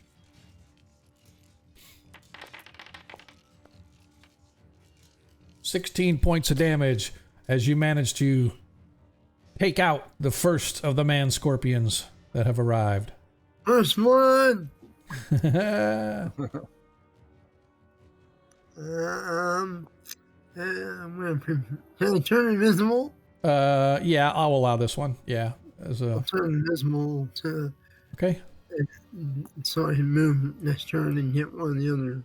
Zadkill, you are up. You're trying to break the chains. I need a Ben Bars lift gates. What's your percentage for Ben Bars lift gates? Do you have that handy? It is What's your strength? 18 18 something, right? yes, 1859. Ben Bartlett gets 25%. 25%. Okay. There is a minus 10% chance for you to bend these super thick chains to sort of either pull them apart off of the horse or sort of pull it up out of the stone. Either way you go, it's going to be a 15% chance. So roll a D100, please. All right. Can I do 2 at a time? Oh, just roll a D100. Oh, okay. You only do it. You only get one at a time. You're not going to do all 4 at once. You got to do it one at a if time. I figure I have 2 arms. I was like, Yeah, grab no. each chain. No. All right, here we go. He has 2 arms to hold that horse.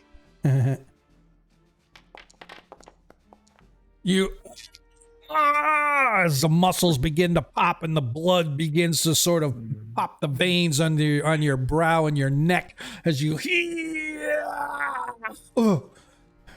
and it does not work, does not give way. Ronnie Noblight, you're up. Throwing that flaming oil at that green monster right there. Okie armor class 10.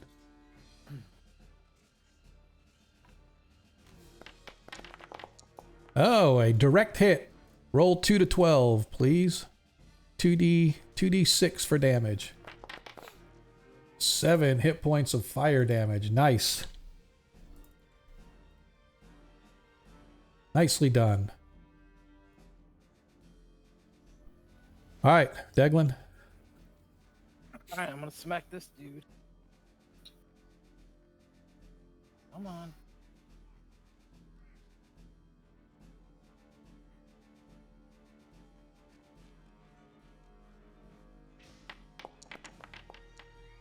+2. Yep, that hits. 12 hit points of damage. Nicely done. Not quite enough to take him down, but definitely damaged. Barris. All right, let's see if I can roll something higher than a 3. Let's hope Against not. the Scorpion King. As you hit. All right. Did Large 5 points of creature, damage. 5 hit points of damage. As you do just enough to take out the Scorpion King. Woot. Second. Yeah. Get that crown. As this zombie clambers through the cracks in the holes over the wall, enters into the zone. I need Ronnie. Let's see what's it. Hang on, that's 5. Yep, Mythen. I need Ronnie. All 4 of you guys. Not quite Varys, or not quite Varys. I mean, all 4 of you guys inside these ruins. I need you to roll a saving throw versus spells, please.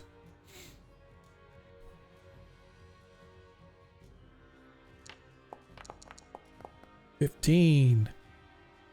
Success for Mythendar. 19. Success for Barris. Deglin rolls a 7. And Ronnie rolls a 2. Let us be aware that the party does have a nat 20 available. And let's see, Deglin, you have an additional +2. What do you need to, what's your saving throw versus, you need a cleric, need a 12, so you need a total of 5. So, and Ronnie, Don't forget your float. yeah, yep. Yep. So, Deglin, you've got, I'll allow if you want to use your other 4 points plus, you have a cloak of protection? Yep. You with us, Deglin? Sorry, I had my mic off. Yeah, I have a +4 from wisdom versus mental attack for fear. Okay. And then you also have your +1 cloak, so you saved. Yep. All right. So Deglin now, so Ronnie's the only one who failed. Ronnie, don't forget you also have a +1 for your, because you have the cloak as well. That gives you a 6, but that doesn't do anything for you. No, I included those pluses in there. Oh, did you? Okay. So if so Ronnie was the only one to fail. The party does have a nat 20, one nat 20 Shoot, left. DM, that thing's not going to grow tomatoes if we don't use it, so I might as well throw it out there. Okay. You gonna use the nat 20? Oh yeah. Okay. All right. So that is the party's last nat 20. Varys and Zadkiel both have nat 20s available as personal nat 20s. I'm gonna double check. A party in nat 20 as well. Yep. So party just, yep. And he gave it just now. So going forward, you have another nat 20. Thanks, Agamarin. Long time no see, man. Appreciate it, dude. All right. So I'm just going to put that back on there. The party has a nat 20. And like I said, Zadkiel and Varys, Victor Varys, both have their own available. All right. As now it is the creature's turn. As he stepped through. I don't know why you moved, Ronnie, but I'm going to leave you where you was. Because he is targeting you with his fist attack. And his fist attack misses badly. And his second attack with the worm attacks badly as well. As you watch as the fist slams onto you, and just from the movement of his body and the violence and the sort of the shaking of his flesh as he strikes you, the worms sort of fall off, and you see as they go to crawl, immediately try to crawl to your skin, you brush them off, but manage to avoid any mishap as the second one moves in, targeting Varys. I take that back. I take that back, Ronnie. The worm attack did not occur because they're slowed. I forgot. Well, he wasn't. Sorry, he wasn't. That one wasn't slowed. This one is slowed. Yep. So this one coming up attacking Barris can only attack with his fist for now. 13. What's your armor class? 3. Armor class 3. I think that does hit because they're 4 hit die creatures. Class 3. They need a 12 or better to hit, so you suffer 5 hit points of damage as his fist slams onto you. Ugh. All right. And then the next.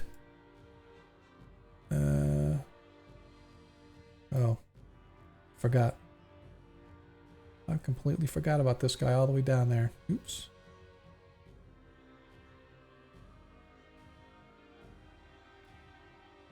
So he gets up there, but he does not see the elf, or as he doesn't see Varys hidden there.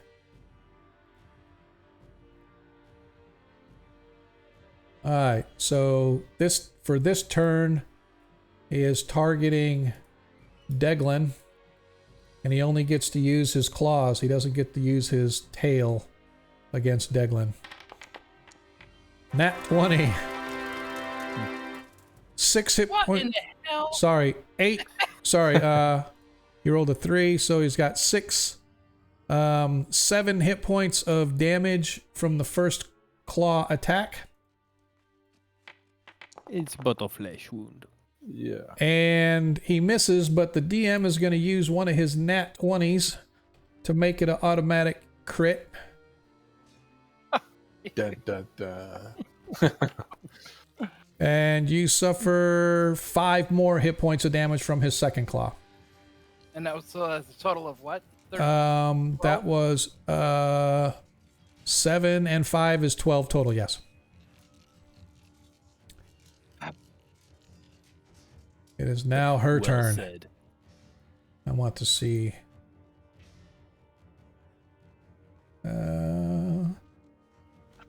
You watch as you guys can all see this too.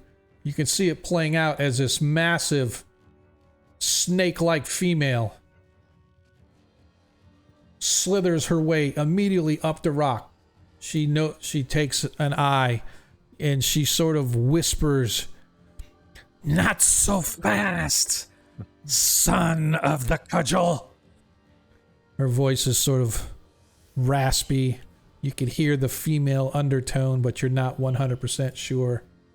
As suddenly erupting from her mouth as she says that,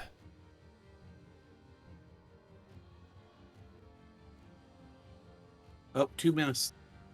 nope, it's an automatic hit.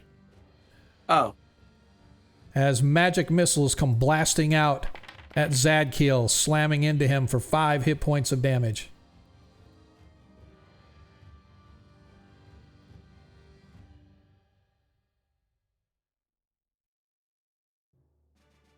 did you And take we it are- off already? I just Oh, did, yeah. okay, Yeah, Okay, and as we're back to the top of the... I'll keep track of your hit points so you can concentrate on other stuff. All right, back to the top of the order. Actions, Barris.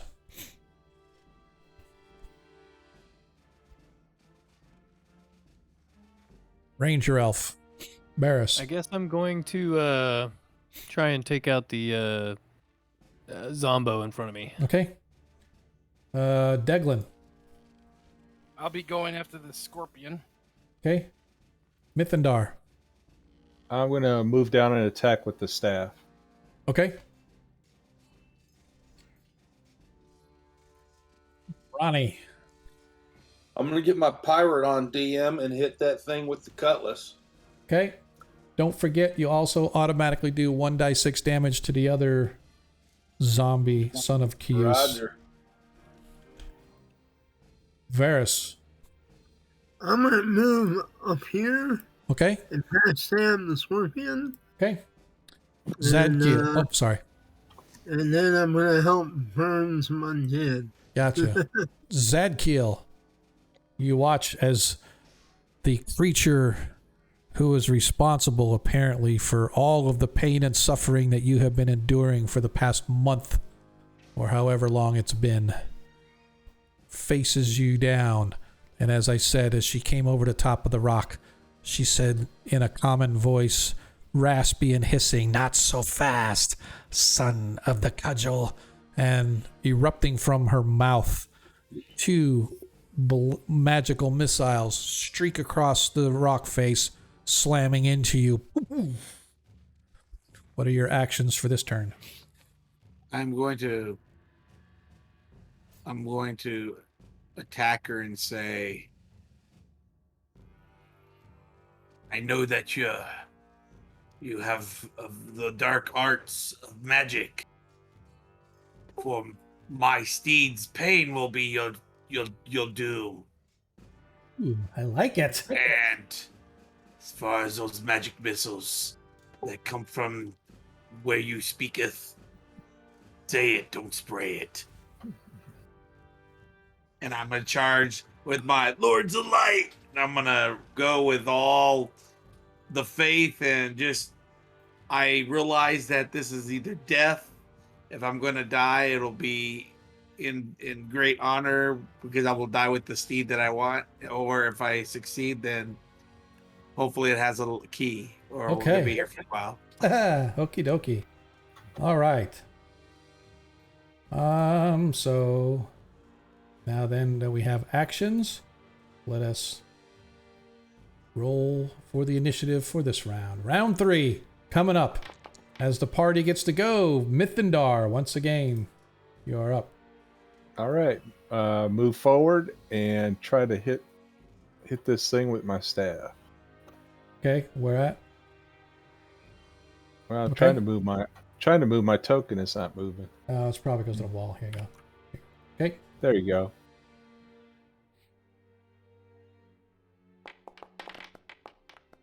$19 hits. Ooh. Oh, look at that. Hey, Agamarin. 100 for Booger, 100 for Lando. So Lando and Monkey each get an additional +1. So let me go mark that on their character sheets. Those are carryovers.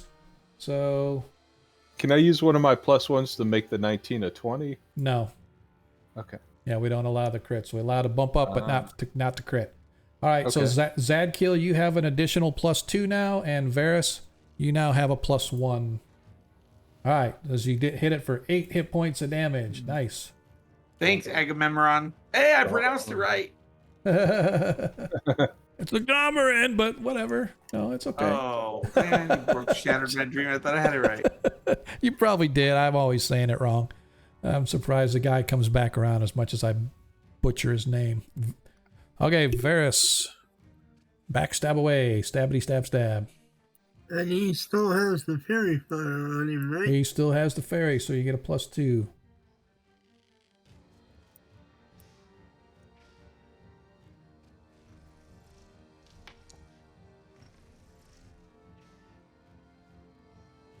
$18 should hit. Yeah, armor class 5. Yep, that should hit.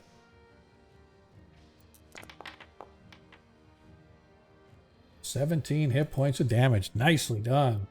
As you slice through it, as it screeches in pain as you come visible, as it whips its head around, seeing where the attack came from, eyeing you with hunger in its eyes. Zadkiel, you are now facing the Dark Naga, the bane of your steed's existence. Yes. And I am just so serious. Sure you are. Her armor class is 6.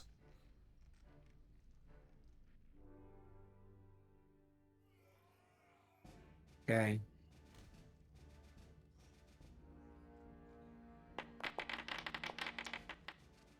Four. We As got a you- natural 20. Make it a nat 20. Okay. As Zadkiel uses his nat 20, go ahead and roll your damage. It's medium size, right? Man size. Yeah. Let me double check. Hey, that's large. Oh, it's large. I want It's to double 50 check. feet Yeah. long. Yep. She is considered a large creature. Oh. Okay. Right there. We target her. Wait, Oh, you I don't was have like- to. You don't have to target. You already hit. All right. So all you Okay. need to do is 1 to 12, I think, right? what's that? It's 1 to 12, I believe. Yeah, it's 1 to 12. Yep. Don't forget to add your strength bonus. 6 times 2 is 12. So 23. Why would it be 23? 6. You get...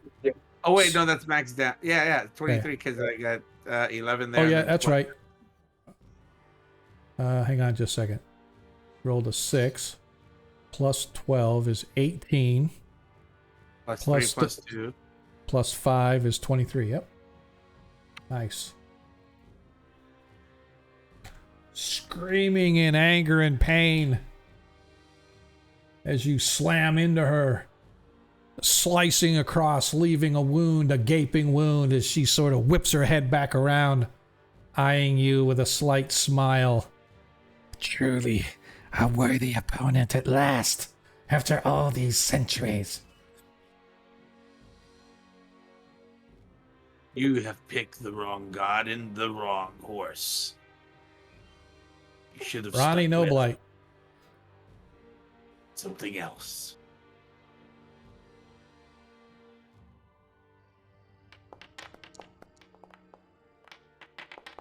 Hits for 4 hit points of damage. 6 DM. Oh, thank you. Forgot about the +2. I got a D6 for the other guy here. All right. And doesn't that one also get another D6 of fire damage? That's what he just did. Oh, okay. All right. And next up, Deglin. All right, smash into this stupid scorpion dick.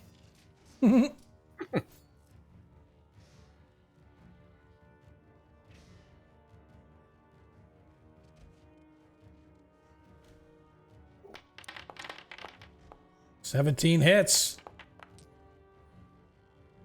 13 damage. As you slice through him, carve him down, his head rolling off of its shoulders, dropping in a bloody pool right at your feet. Varys. All right, I'm gonna try to cut down this zombo. Okay. Forget you get the +2, all that good stuff.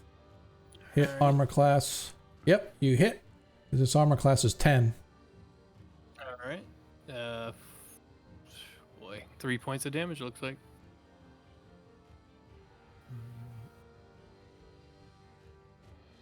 Should be +4, right? It's also undead. Oh, yeah, Yeah. good call. So it's 7. Yep. Yep. As the flames lick up and down the thing, you watch its clothing ignite on the fire. Between the oil and the flame tongue, this thing is starting to smoke and smell like burnt flesh. Just Okay. like that barbecue sandwich. I need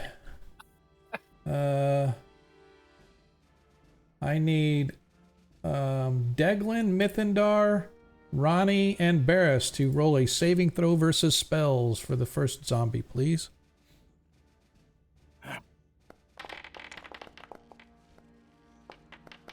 Saved. Looks like 5. Deglin.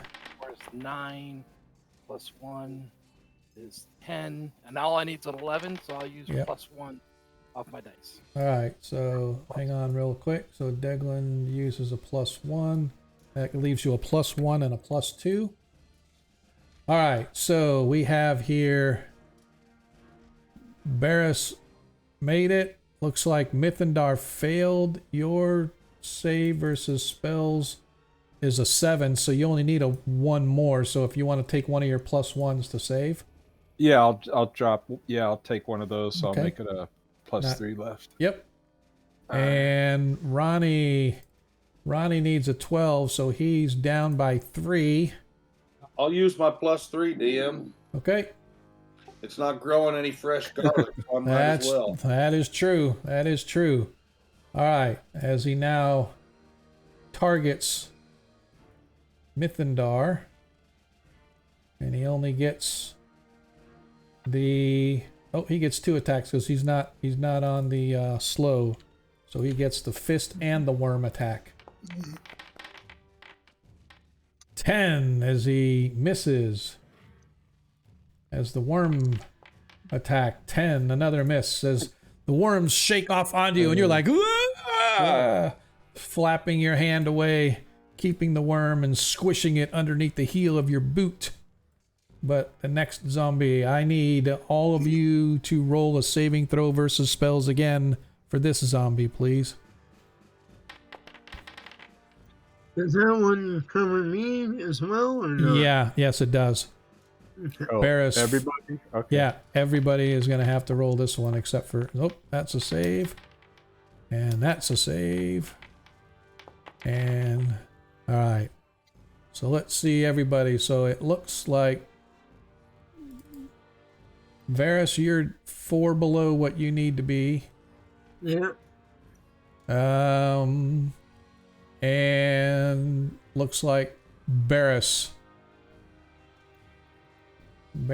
is 7 down. So the party does have a nat 20 available if you want to use that nat 20. It's up to you guys. I'm gonna try to turn these guys next round, guys. So All right. All right, so I guess Barris will use the nat 20. That's the only shot I've got. Yep, that's it. Okay. And so Barris saved, and then Varys, you need 4 points. So I think you've got. I have a nat 20. Oh, you do have a nat 20. I'm not going to use it though, because I want to kill something with it if I need it. So, Okay. Failing to do so will result in you basically running away in fear in a random direction with a 60% chance of dropping your weapon along the way. Yeah. Okay. Well, All right. Go ahead and give me a D. Go ahead and give me a D100. Hopefully I can recover. Yeah. All right. So you did not drop your weapon. Now give me a D8, please. That's going to be sort of the cardinal direction that you're going, with 1 being true north. All right. 1, 2, 3, 4. So you're running straight south as fast as you can go. So go ahead and move yourself, your movement speed, your 90 feet. Go ahead and move yourself right straight south, 90 feet.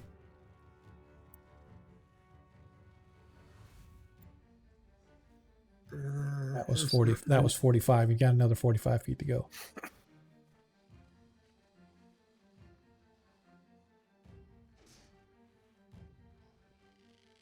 Right there. Perfect. Awesome. All right. And I'm not even going to do an attack of opportunity by the other zombie coming up because you went by him way too fast.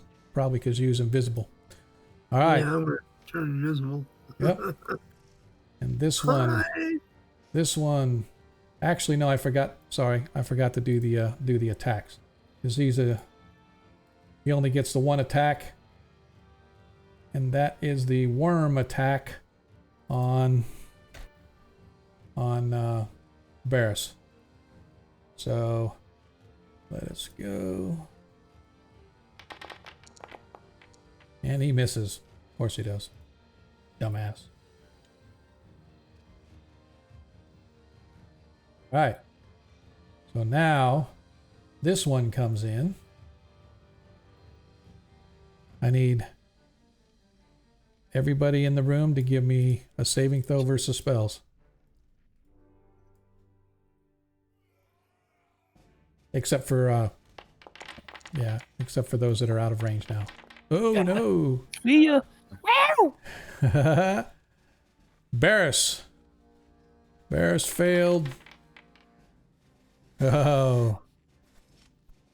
Looks like Ronnie passed. Mithindar passed. Deglin passed. Hang on a second. Deglin, you need a 11, right? Yeah, so I'm gonna have to use 2 points. I got that +2. Yep. All right. You're down to a +1. Yep. And that leaves Barris. Can I redeem the thing for 3,000 and give him a +20? No. Our party members don't allow I should say, I don't allow the players to gift in the same game. Oh, okay. Yeah, sorry. So that's kind of where like Monkey has a conundrum because he plays in both games, so we try to find ways around it, but I don't allow players to gift in the same game. Because otherwise you guys just start gifting yourselves nat 20s all day long and stuff, and so, which is not to say that it can't happen from everybody else, but I would rather it come from the audience rather than. All right, so Okay. I need you to, unless there is a saving grace out there, which I don't see one for Barris. What do you actually? How many? What's your save? You need a 13. Yeah, Is I that don't have what a you need? snowball's chance in hell. Yeah, you need a. You Without a need. nat 20. Yeah, you need 9 points, and you've only. Even if I would allow you to use all 7, you've only got 7 points. So. Yep. So okay, so I'm gonna need you to roll a die 100, please. Whoa, scarcely holding on to your weapon, and I need you to give me a die 8.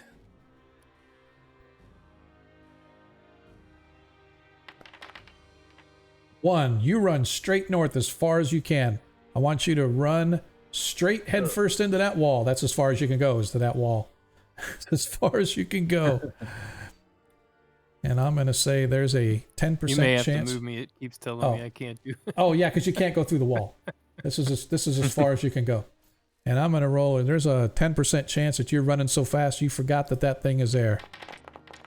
No, but you managed to, and you get up there and you're like, oh crap, and you're like, ah, screaming your lungs out, ah, as it targets. And how long does the fear last? How many rounds? It's a couple turns. Let me double check when we're done here. Oh, okay. Fails, and then the worm attack fails as well. So no damage done to Deglin. Let me look up the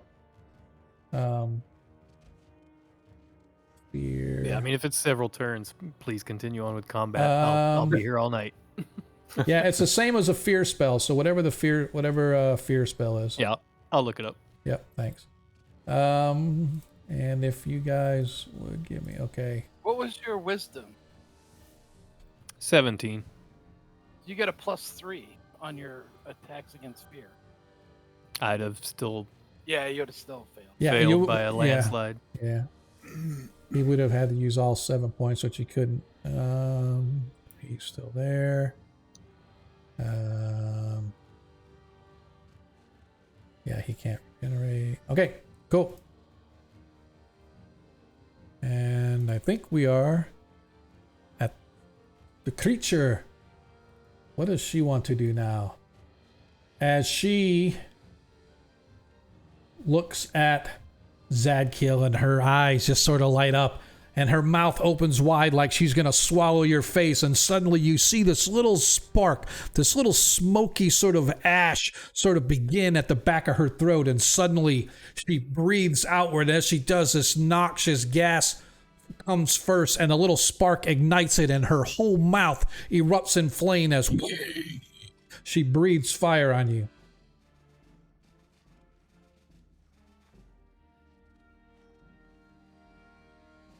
Okay, so just as a heads up, the fear is creatures affected by fear flee for the number of melee rounds equal to the level of experience of the caster. Okay, so 6th level caster. All right, see you in 6 rounds. Yep. All right, so we'll keep track of that. Right now we're on the 3rd round. 6 hit points of damage to Zadkiel from fire as she uses her fire breath on you. So you will come back in round 9, Barris. All right. Okay. And we are to the top of the next round. So actions, Barris, besides peeing all over yourself, that's about Oh, hell. Yeah, I think I'll pee all over myself. it. Yeah. Yep. How long am I on? Same amount of time? Yeah, it's going to be the same amount. You guys both had it happen in the same turn or same round. So each round, I'm just going to have you roll a d8 to see which direction you run, and then you'll run for 90 feet in that. If you come to a point where you're in danger, I will give you another saving throw to prevent you from... Well, I might use that nat 20 and just turn around. Okay, totally up to you. We'll see what happens. Deglin. I am going to try to turn them. Okay. Mythendar. Ooh, Obsidian giving us the net 20 to the DM. Yes. Thanks, Obsidian. Thanks a lot. Thanks a lot. I appreciate it, dude. That's what I like to see. Support your local dungeon master. Yeah. Okay. Thanks, brother. Woot woot. Okay.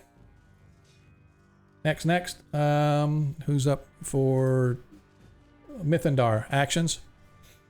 Just try to beat it with this staff. Got you. Ronnie No Blight. I'm gonna chop it down like a dirty tree. I like it. Varys. You're still on fear, but we'll determine whether if you use your nat 20. It depends on where I end up running to. Okay, gotcha. Yep. Right. So we'll see. Okay, and Zadkiel, I'm assuming you're just going to be attacking the Naga. Yes, Gotcha. with aims of chopping its head off. I like it. Even better. Okay. Here we go. To the top of round 4. As the party goes first, Mythendar, you are up. All right, I guess I'll try swinging at the staff and see if I can beat this thing down again. All right. Beat it down some more. You got a 20 there, Sean. Yeah, I saw it. Thanks. 13 hits. All right. 15 Take hits. that. 5 hit points of Die. damage. Nice.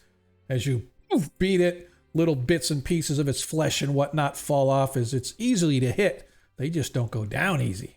Wow. All right, Varys, go ahead and give me a D8 roll to see which direction, and then this will determine. All right, 6, you're going to be heading in basically the same direction off the map. Yeah, I want to spend the net 20 and just do a full move back Okay. while I'm invisible. Okay, got you. Go ahead and move yourself 90 feet back. That should actually put you back to where you can attack one of those two backstab from behind. Yep. The one to the left, I should say, is still smoking and on fire, so you can see it's severely damaged due to the fire. Okay. The one I'll to do the that right, not so much. This one has a fairy fire too on it. That is correct. That is correct.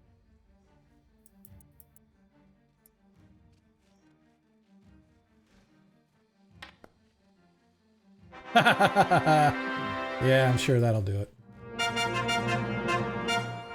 Oh, you put the extra stuff on there, huh? I like it. Plus. You watch as the creature. Oops. You watch as the creature drops to the floor. Yep, I know it's gonna need fire. So. Zadkiel, you are up. All right.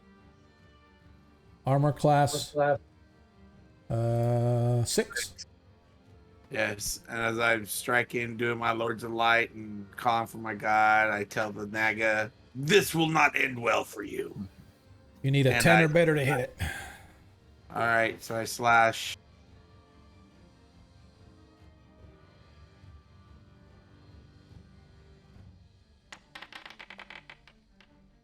Twelve hits.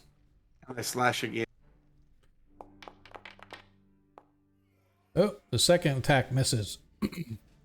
First attack Okay. hits, though. It's a large creature, so a D12. 9 hit points of damage. 14. Oh, 14 total, yeah. As you once again slice into the Naga as it screams in pain, calling out to whatever unholy deity that it worships to bring forth the power to destroy and smite this creature in front of her. Ronnie Noblight. Chop, chop, chop. 18 hits. 4 hit points of damage.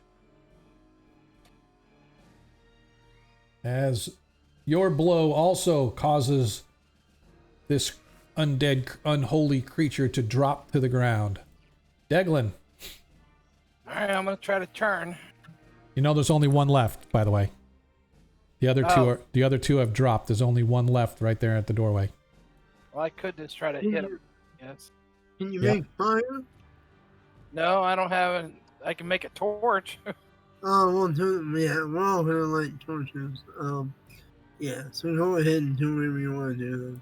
Yeah, I'll just smack him then Okay. if I can. Don't forget, he His armor class 10. armor class is 10, yeah. Yeah, I think I'll hit. I still hit him. I know. I know. Nice. As you slam onto it, crushing half of its body as it falls to one knee and it sort of staggers back up. Doesn't fall, but you did some serious damage to it. Barris, go ahead and give me a die 8, please, to see which direction you're running. 7, as you run straight to the west, slamming into the wall. Roll a percentage dice check, please. 5% chance that you smack into the wall head first. Easily. You're like, whoa, where am I going? Can't stop. You're sort of, you guys see or you hear Barris screaming for bloody murder, trying to scrap his way. What the fuck is blocking me? Let me out of here. No, it's good that you stay up there. Need that flame tongue. Indeed. As the zombie takes aim. And this is not, this one isn't slowed, as its fist slams into, but misses. As his second fist slams into, but it misses. Damn it. What the hell, man? I like you no more. New dice.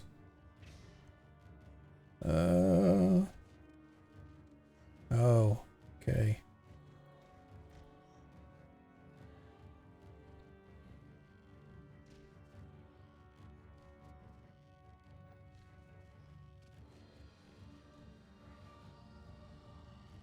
As you guys watch, just as quickly as the undead creatures hit the ground, you see the worms begin to pull their bodies back together and they start to stumble and stand back up, but they don't get to attack this round. As the Naga, taking aim at Zadkiel, whispers unholy words, saying that she is going to destroy him. And as the first bite comes out, I am going to use one of my nat 20s to do an automatic hit on the bite. So we'll just roll it just so we can show that we used it. From the bite, you suffer 8 hit points of damage. As its tail, 8 hit points of damage to Zadkiel. As its tail comes whipping around, and I am going to use my other nat 20 on its tail. Okay.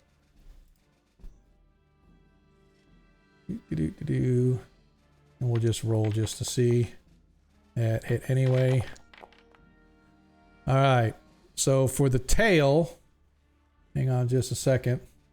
For the tail, you suffer 28 hit points of damage. Oh. As the tail slams into you. And I need you to give me a saving throw versus poison. Don't forget, you have a +2.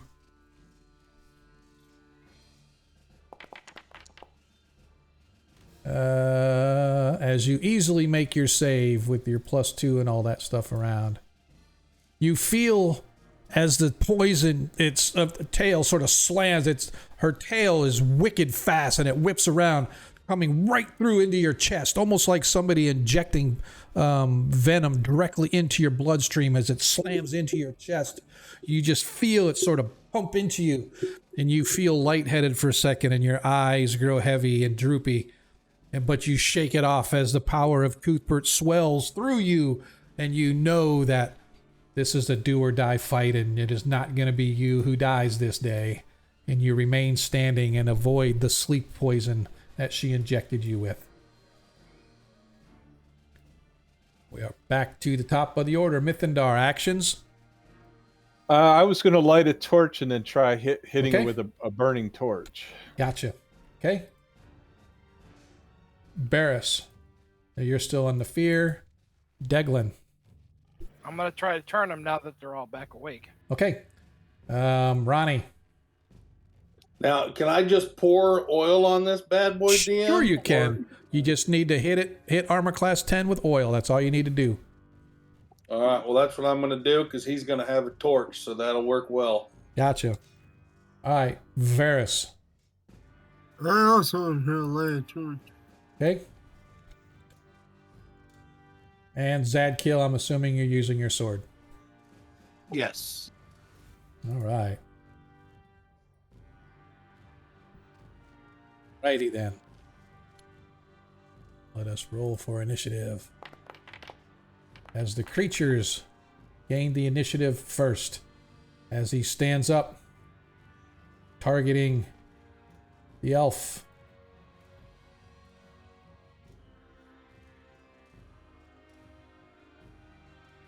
First, the fist comes slamming down. 19 hits Mythendar for... Are you sure? Yeah. What did he hit? You rolled a 19. It says hits armor class -3, but I don't trust it. I'm -6. -6. Yeah. Take that, DM. What is that? What is that? I'm trying to think. Shield spell. -6 against normal attacks, -7 against propel, -8 against hurl. Then I'm So already. that doesn't mean armor class -6. That means 6 lower than your normal armor class, right? Yeah, I'm AC 0 normally. Oh, okay. I didn't know that. Okay, gotcha. Okay. Yeah. All right. So yeah, he needed a 20 to hit you. So That's why I did the shield spell. awesome. So just because I want to be a dick, I'm going to use my last nat 20. Uh-huh. I'm going to use my last nat 20, and it's going to hit Mythendar for 13 hit points of damage. That's my That will last be nat known 20. as the Dick D20. Yeah, That's my last nat 20. So Great success. yeah, but I have three points left. I'm good. All right. As this one comes in and targets Ronnie, and he is slowed, however, so he only gets to use his fist. He doesn't. He gets a nat 20. I like it. 10 hit points of damage. What's that, sir? So you got attack of op? Yes. Thank you for reminding me. Yes, I will allow the attack of op. Can you backstab with it? Yes, I will give it a backstab. Yeah, you got the same Rosie.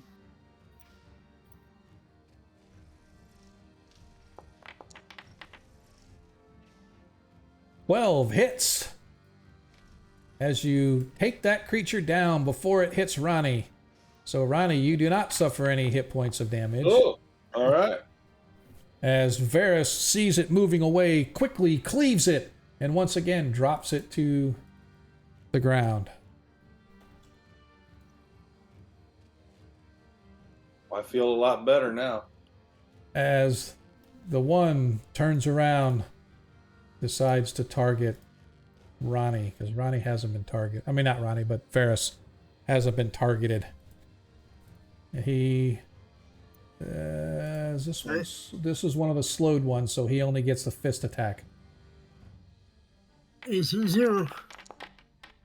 19 hits. Oh, shit. Seriously. 1 hit point of damage. Yeah, I'll take it. Bastard. Yeah, I'm sure you will.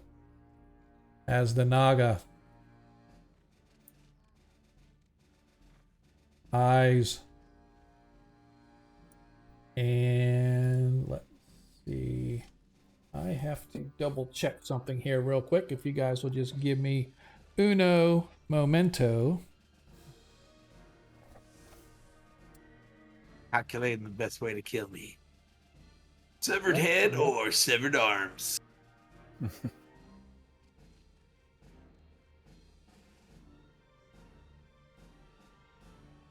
Well, All right. while all this fighting is going. All right, so the Naga sort of smiles, and once again you see her eyes flash as she begins to whisper some incantation, and you watch as these tendrils of smoke sort of wrap around your shoulders, Zadkiel. They begin to pull you tighter. I need you to give me a saving throw versus spells at a -3. But you get whatever bonuses you get, like +2 and all that stuff, but it's a -3 because she's casting Hold Person on you. Sorry, say that again. I'm rolling a what? You're rolling a saving throw versus spells, but you get it's a 16. I'm pretty sure you're gonna pass that.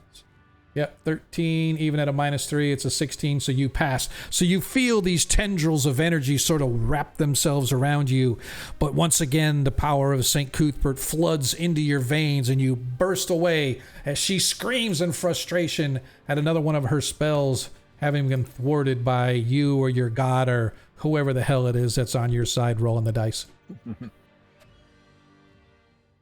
Mithindar. I'm going to try to hit it with this burning torch. All right.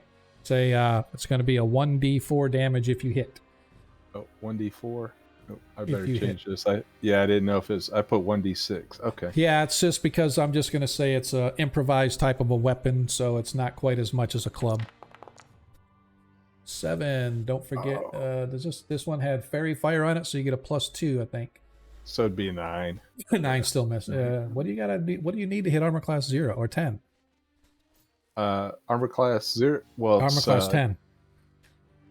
Let's see. I know 0 is 19. So No, so armor 10. class. It's armor class 10. You need an 8 to hit. Well, what? You're level 5th, right? 6th. Yeah, but it's a wizard. I looked it up again. Oh. And it's pretty bad for wizards. No, you need a 9. So you would have hit with the +2 because of fairy fire. You're a 6th level wizard, right? Yep. No, Yeah, 7th level. 7th level. Well, same thing. 6 to 10 is you need a 9 to hit it. So you rolled a 7, you get +2 for the fairy fire, so a 9 hits, so you hit it. Okay. Yeah, I don't know why it has 7 for damage though. Let me look here. No, that wasn't damage. It was the attack. Oh, to hit. Yep. Yep. So I just need a 1d4.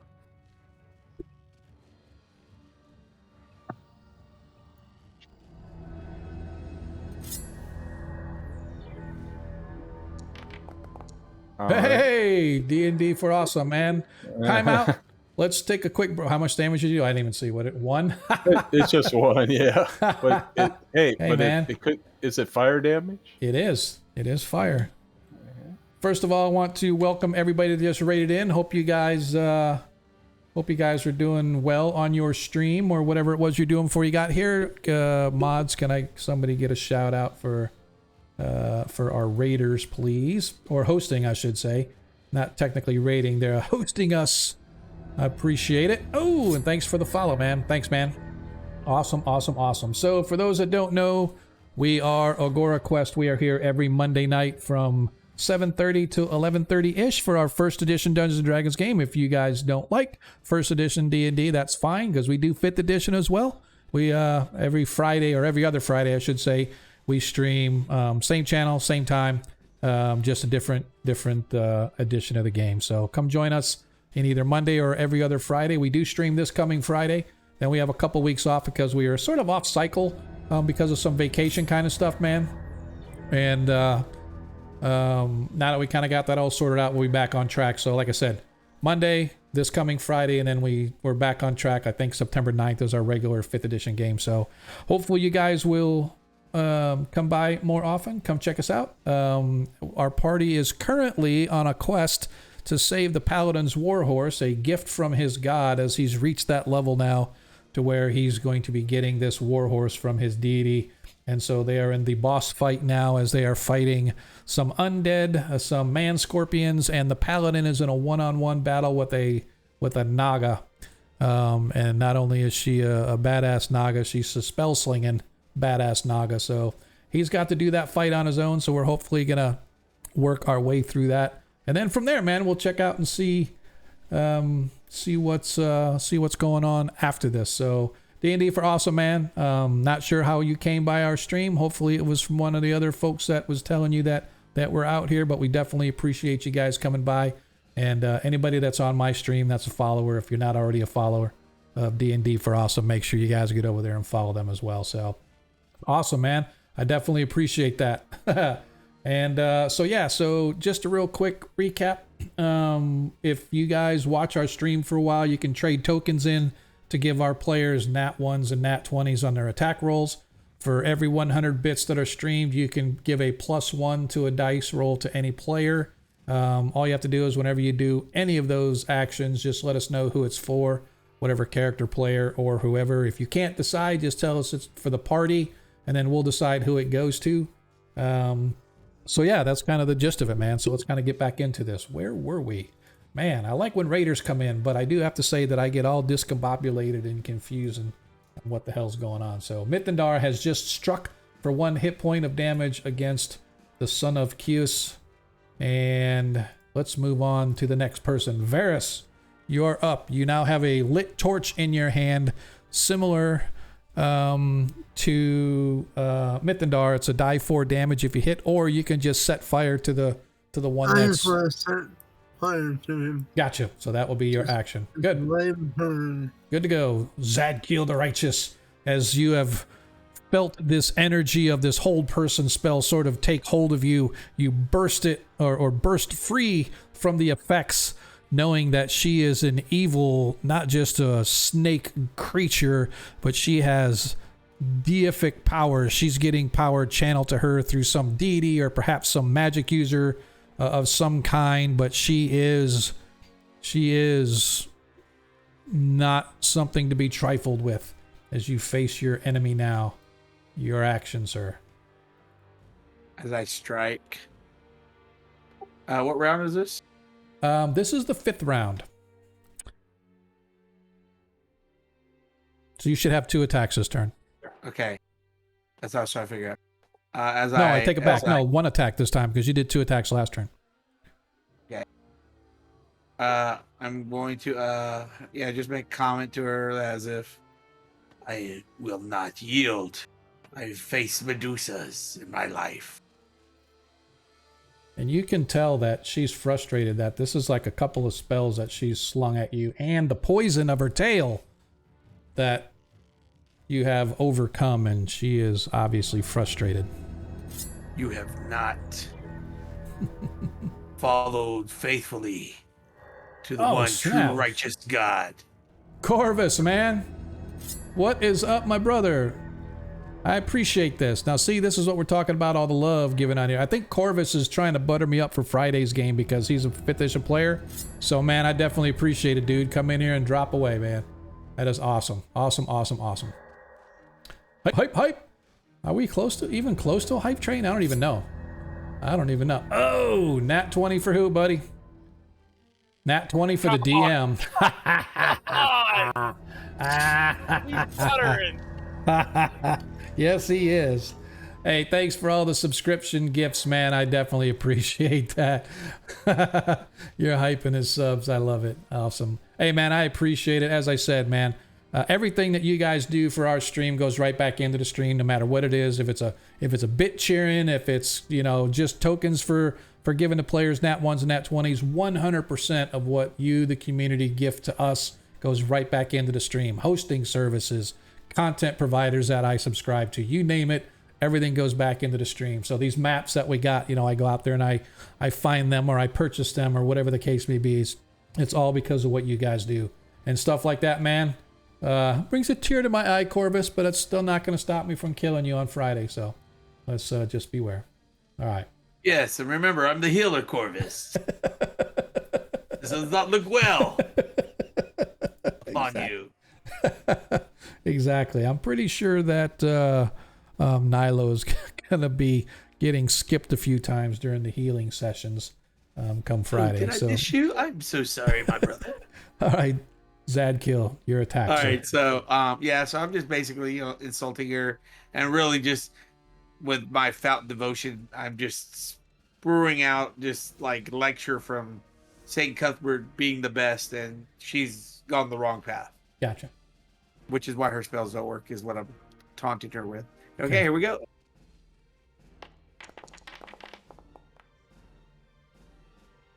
18, 16, 20, that hits. 20 hit. You know what I forgot? Oh my god. Hang on a second.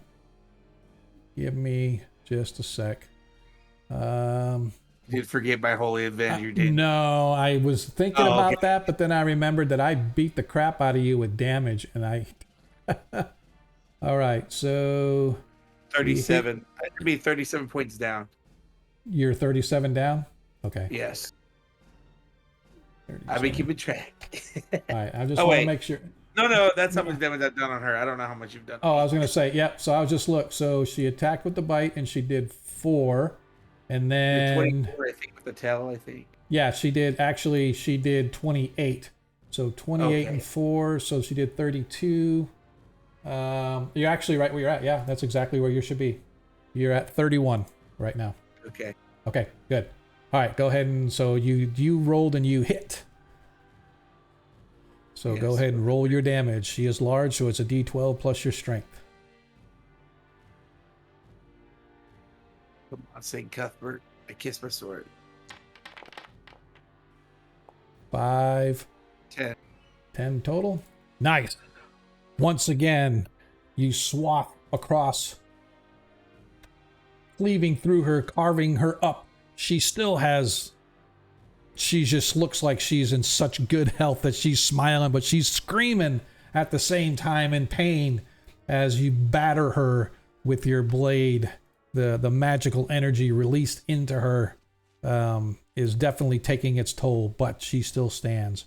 Ronnie Noblight, you now have the oil, so armor class 10 to hit with the oil. And you get a +2 because of the fairy fire. I don't think that guy Which is was fairy fired, was he? Oh, that's you. That's you with the shield on. Yeah, so Yeah. unfortunately you splashed the oil, but the oil, go ahead and roll a D8 for me to see if you were able to at least get it anywhere near him. So 4, I think, is short right or something like that. Is that correct? I don't remember. You used to have the missile chart handy with the flask of oil. I got it. 1 second.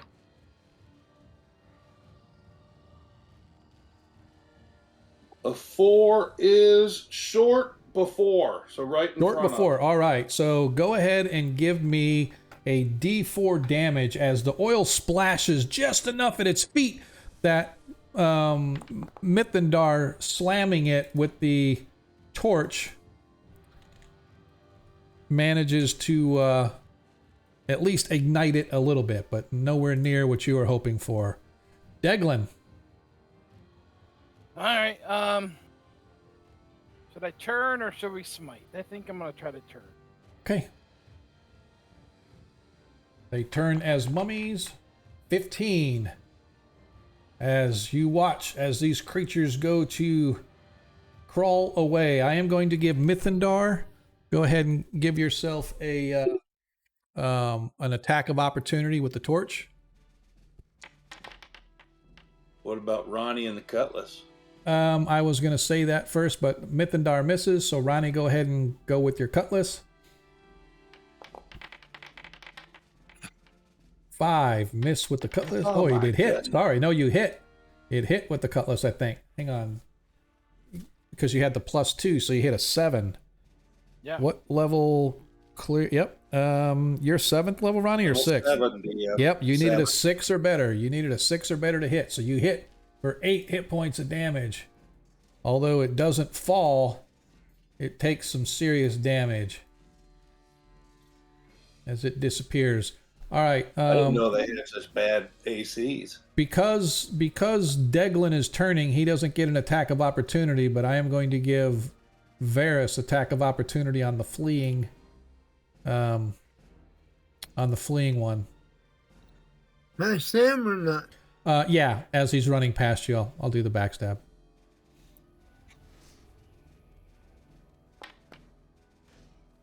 $14 hits. Medium-sized creature.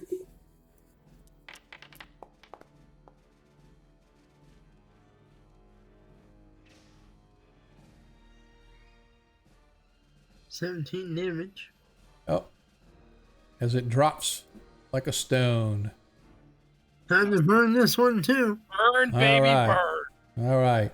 Barris, go ahead and give me a saving throw versus spells. All right.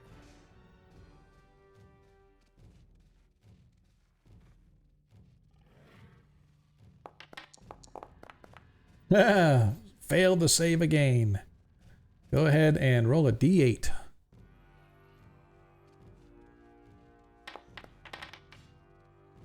Eight. As you try to run into the corner of the wall once again, unfortunately. And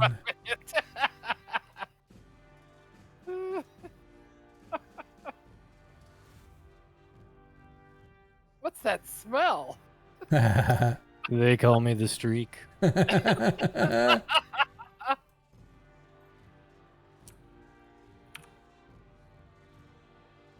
All right. As we go to the next round, Zadkiel, I'm assuming your actions are the same? As everybody else is out of combat Well- currently? What? Since I'm get 2 attacks, does that mean I can do 2 things, or is that, or they're specifically just Depends on attacks? what you wanted to do. I want to heal. Lay on hands, I'll allow a lay on hands and then Well, an I was attack. talking about drinking 2 greater potions. Can't drink 2. You can drink 1 potion and heal. I'll allow that 2 actions because you normally get 2 attacks. I'll allow it. I could drink 2 or no? Well, either drink 2 potions or lay on hands and drink a potion. Whichever. Okay.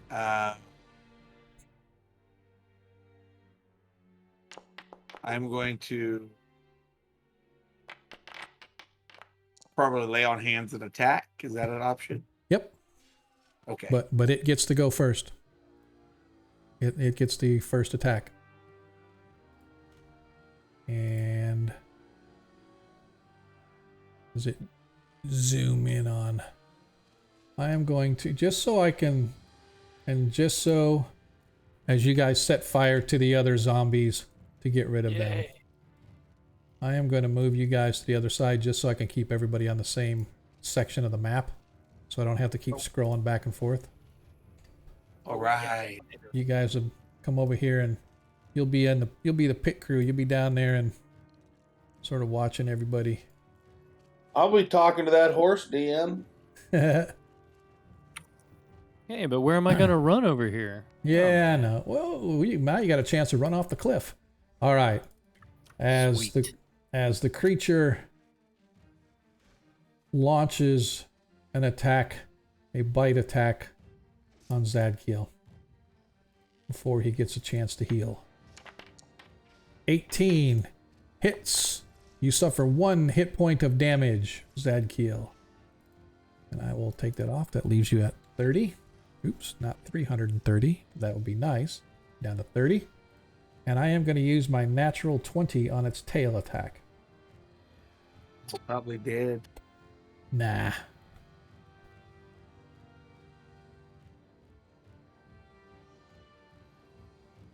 That happened. That was crazy. All right.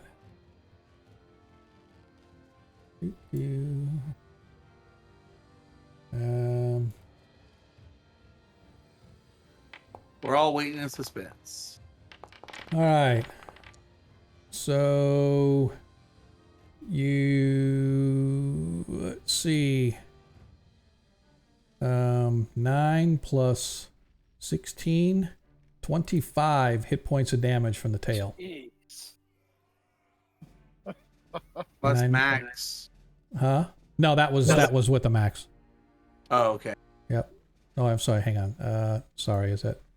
That's 9 and 16. Yeah, 25. Yep, 25 damage from the tail, and I need you to roll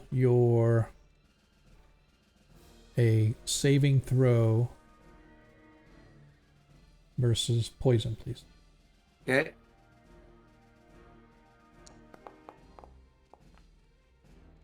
Seven plus 2.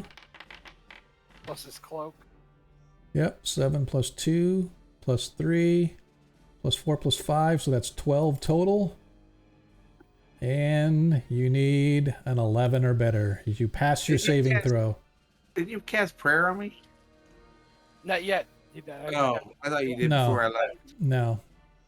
All right, and you can't just remember, you guys aren't really here. You're on the other side, so you're out of.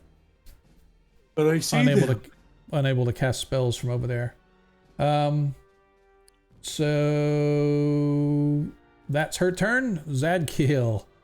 And hang on, how much did I say? I said 25. I did 28, I think. No, it's 25. You're down to 5. Oh, okay. You're down to 5.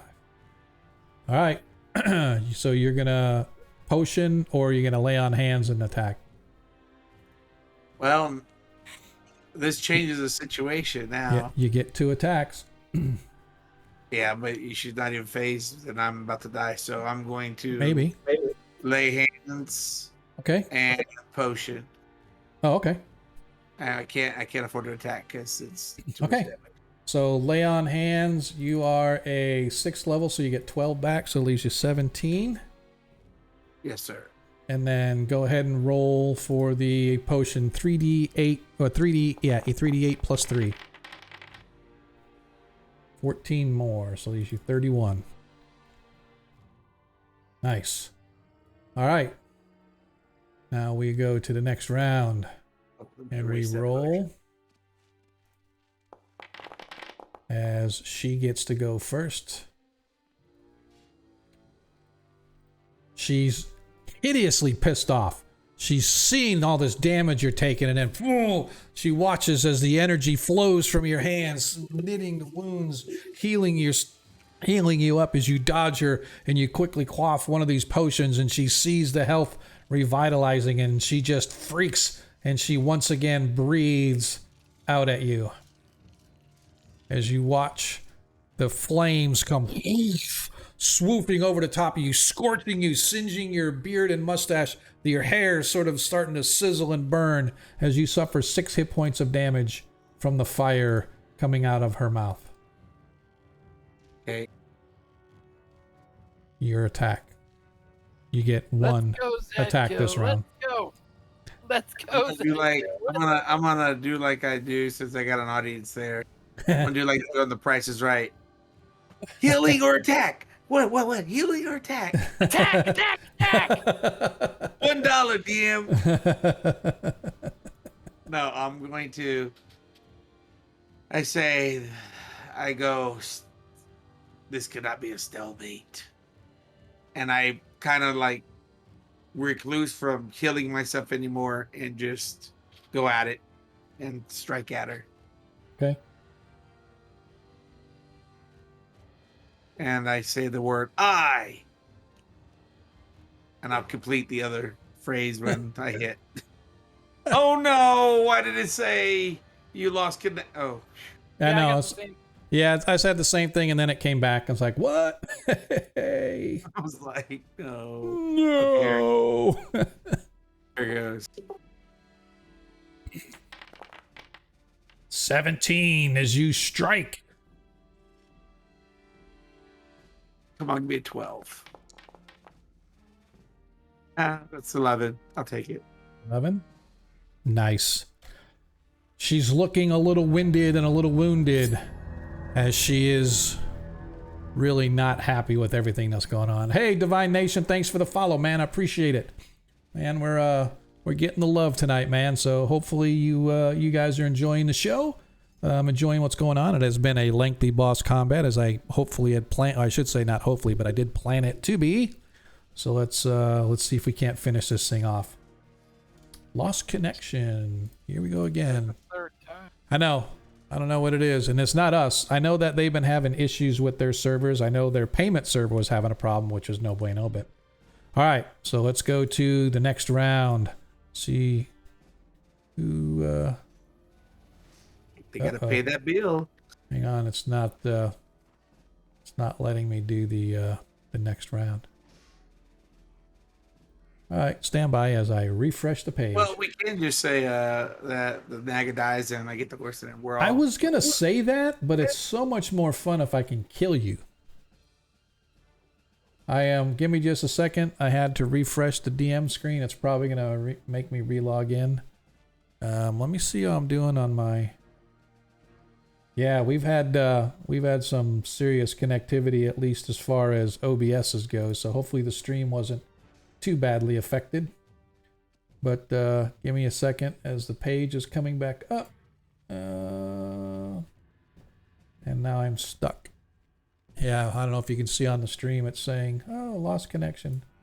Yeah, I didn't realize. I didn't hear anybody saying that we were having connectivity issues out there, but I've had a lot of drop frames tonight. That is, I mean, a lot more than I've had in the past. Of course, I'm running on Wi-Fi again. I'm not plugged in all the way across, but I'm trying to get this reconnected because otherwise I won't be able to roll dice. Oh, I can roll dice. I can roll as the viewer, I think. Let me see if this will roll. I have dice in front of me if you'd like me to roll for you. No, it's not Oh, I letting gotta me do add anything. It's not letting me do anything, man. It's like I'm trying to roll dice from the viewer, and it lets me zoom and move around, but it's not letting me connect to the actual stream. This sucks. I apologize for everybody out there that's watching and what's going on, but yeah, thanks Corvus. I appreciate it. I wasn't sure. I mean, I wasn't getting any alerts or anything, but I can definitely, I've had like a 18% drop rate tonight, which is unheard of. Usually I'll get 2 or 3%, but I don't know if it's because of Forge, because the page isn't loading for me now, so nothing's coming up. All right. I am going to kill that. And we are just taking ourselves a little mini break here as I reopen a window. Foundry's loading up really slow for me. Yeah, they were having an issue with their servers and stuff, so all right, so now it's making me log back in. So give me just a second. Nothing like the penultimate part of the adventure here, and suddenly everything just dies on us.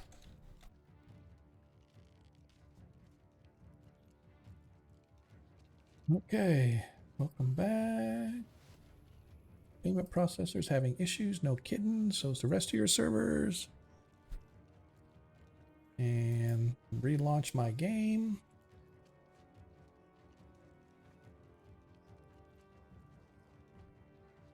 See if I can log in. At least this time the page loaded. For now, I'm just waiting for the login screen to pop up so I can log into the actual game itself. This is no bueno. Really do apologize for everybody out there. I don't want to go away and then all of a sudden everything comes back. It's still, it's not letting me do anything, man.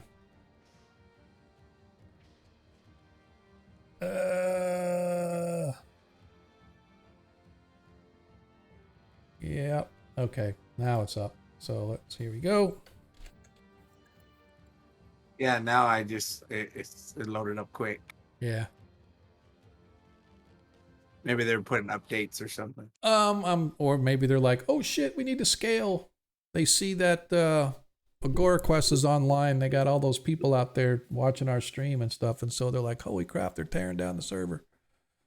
But that would be Twitch. That wouldn't be Forge. So now let's see how long this thing takes to load, because I'm not getting anything to load. So, and I don't have any dice handy here. I'd have to go out to my box and roll the dice. Graph paper does work, man. Graph paper does work. Hey, Corvus, are you out there? Corvus can be my dice roller for me, man. Pop on the Discord and roll the dice for me, dude. Yeah, come on, man. Seriously. It's like so close. We are so close, and it's nothing. I can't get it to load. It's like completely dead for me. Oh, you can do a the website where they have the roll dice. Just type roll dice in Google and it has Yeah. roll dice. Yo, what dice you need me to roll? No, I'm not. I don't need it yet. I'm just looking to see. I may end up having. Okay. Oh, seriously, dude. I refreshed and then it, right as I was getting ready to refresh, the page popped in and then. All right, here we go. Now we're loading. Okay, so now I want to see.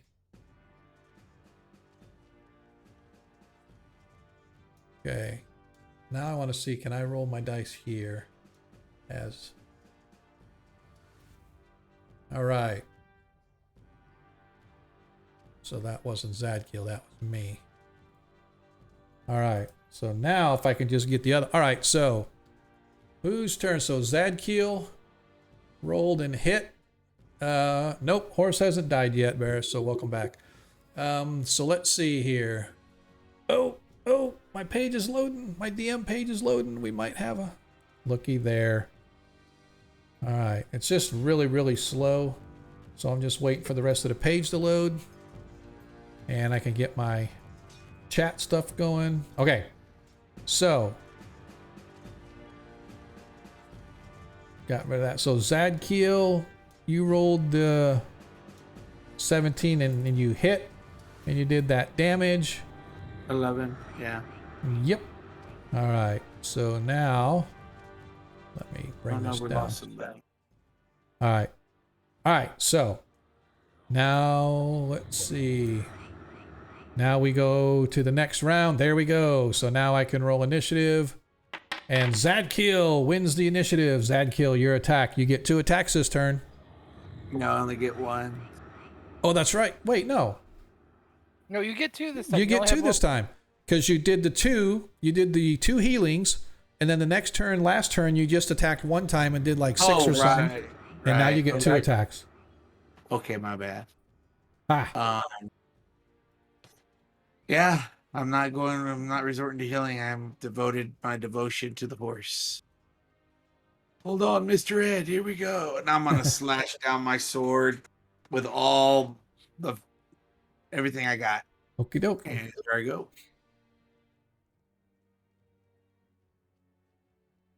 Lords of Light. Ah. As 12 plus 2. Yeah. 14. That should hit. Armor class 6. 16. 16 hits. Armor class 4. Armor class 6. Yep. You know what it did on my end? It showed a 1. and and then the 2 showed up. Yeah. All right. And I was like, no. All right. And So the then- first attack hits. Oh no, it's not letting me.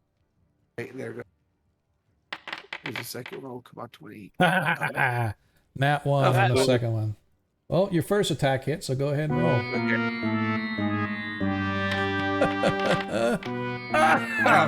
You gotta be kidding.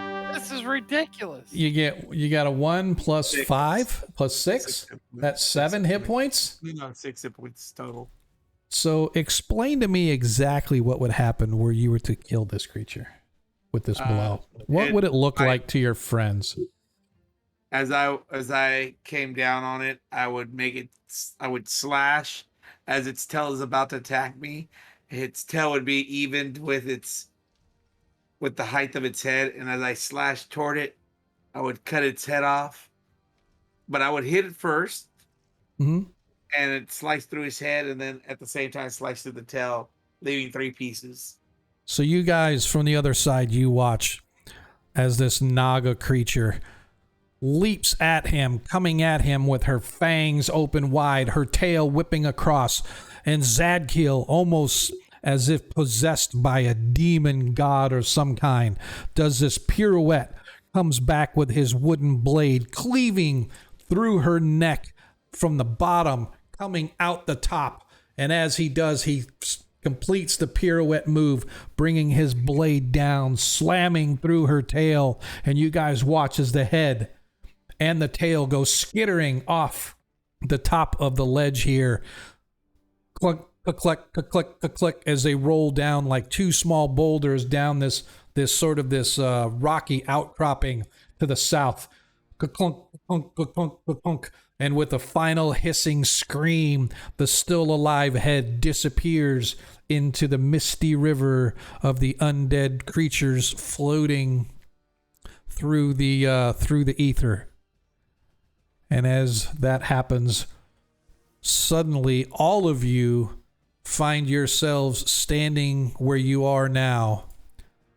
Zadkiel triumphant on top of the rocky outcropping.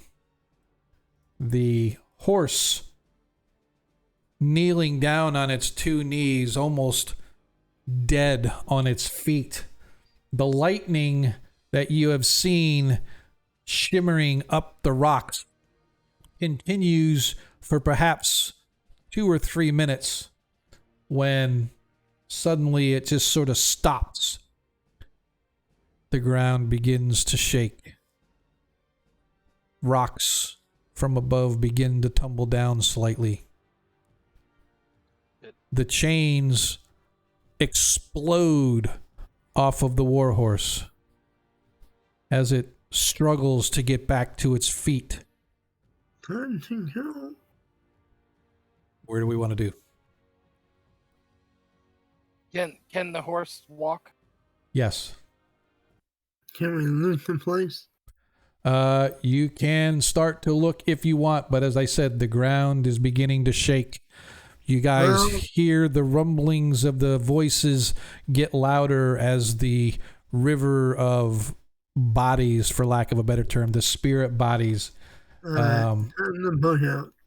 I'm gonna go toward the horse. Gently, as I approach it, take off my helmet if I'm wearing one, and kind of like dropping my stuff on the floor in slow motion, even though stuff is starting to fall apart, and get to my knees, and have like that one tear, like that '70s commercial with the Indian. Yeah, the Indian dude. I got the one tear coming down my eye, and I'm like, "Don't be strong. It is over. Here, take this." And I the pull ground out beneath you guys heaves as you're pouring this potion down its throat. You can see the healing energy begin to flow through it as it struggles to stand, as the energy sort of begins to feed into it. You can see its color comes back a little bit. The ground begins to shake and as I said, begins to heave upward as you all leap down onto the flat area of the flat area of this side. Around you, a vortex begins to swirl, almost as if a tornado right where you guys are standing begins to sort of appear, catching all of you guys and whipping you together, slamming your bodies together. Everybody suffers 3 hit points of damage as you guys are slammed and buffeted on these winds. It goes for you don't know how long. 5 minutes, 10 minutes, an hour, you have no idea. But when it is over, you guys find yourself standing outside the oasis. Zadkiel's beautiful steed standing next to you. A pair of centaurs standing on the hill on the horizon, waving to you. As you see in the encampment, people shocked and surprised as this wind dies down, leaving you all standing there dumbfounded as to how you arrived here. Varys, you sort of look in a little bit of disappointment that you didn't get a chance to loot whatever might have been down there, but buried in the sand about 10 feet away, you can see what looks to be a wooden chest of some kind propped open, and inside treasure of some sort. I mean, I did get some treasure earlier, so It wasn't a total loss anyway. Your But, gift. but yeah. I And hear we him take a hear- look at the chest. And we Hey, hear Lord. Wilbur. I hear him roll around the gold. What's that? I go into the chest and start rolling in the gold.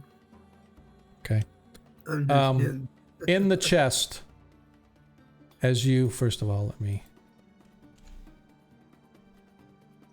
I wanted to add that on there. Zad kills Horsey. Oh. In the chest, you see that, first of all, the entire bottom, about halfway filled up the chest, is nothing but gold. Also piled in there, you see numerous potion vials, as well as several scroll tubes. Wow. Declan,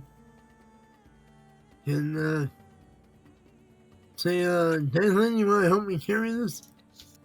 Sure. I'll get one in. You guys grab the chest, making your way back into the encampment of Jasiel, the leader of the Flanish desert nomads, as the two centaurs wave goodbye. Their task done. You guys, as I said, enter into the encampment to be greeted by Jasiel, to be healed of your wounds, to be nourished with sustenance. And that's where we're going to take a break. Probably going to take a 10-minute break. Don't need a really big one because we don't have any more combat coming up. It's mostly just sort of post-mortem and to see what's coming up next. For those of you that have been with us for a while, you know that about halfway through our game, usually about 9:30 or so, we actually like to I hate this. Stop. Let's just cut that. Yeah, so anyway, usually halfway through the game, we'll take a 15-minute break. But the game went really long tonight. Combat was really the entire night, almost 2 hours of combat. So appreciate everybody that's hung out with us. We will be back in, let me set my timer for 10 minutes. And let's get this started. And then in the meantime, if you have not been there or done that, you need to go check out SoundCloud.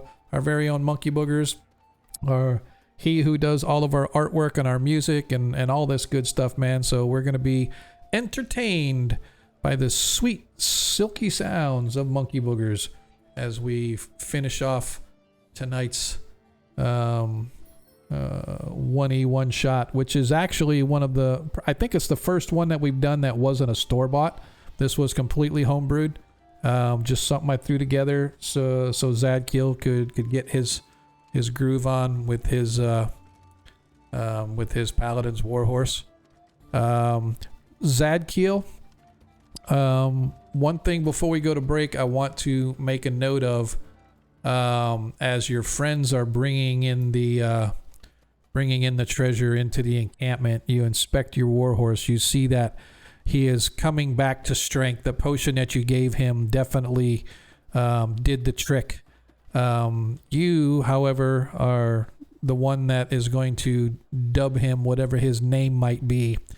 But you notice something interesting, that he has what appear to be platinum horseshoes of some kind that have inscriptions all around them.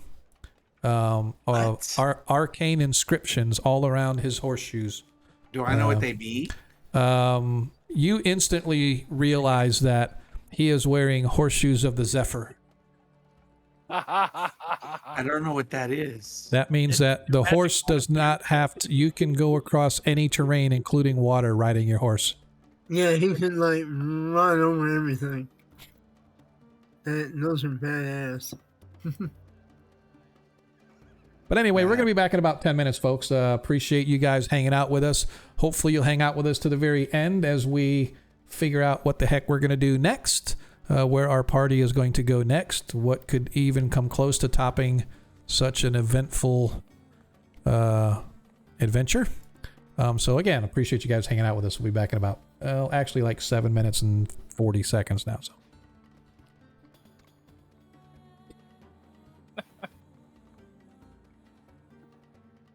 You can ride on the air. Basically, it rides about 2 inches above the air. It's in the DMG. It's in the Dungeon Master's Guide, yeah. They're really cool in 5e too. I got a set in 5e So it's Odin's horse for my unicorn. without the 8 legs.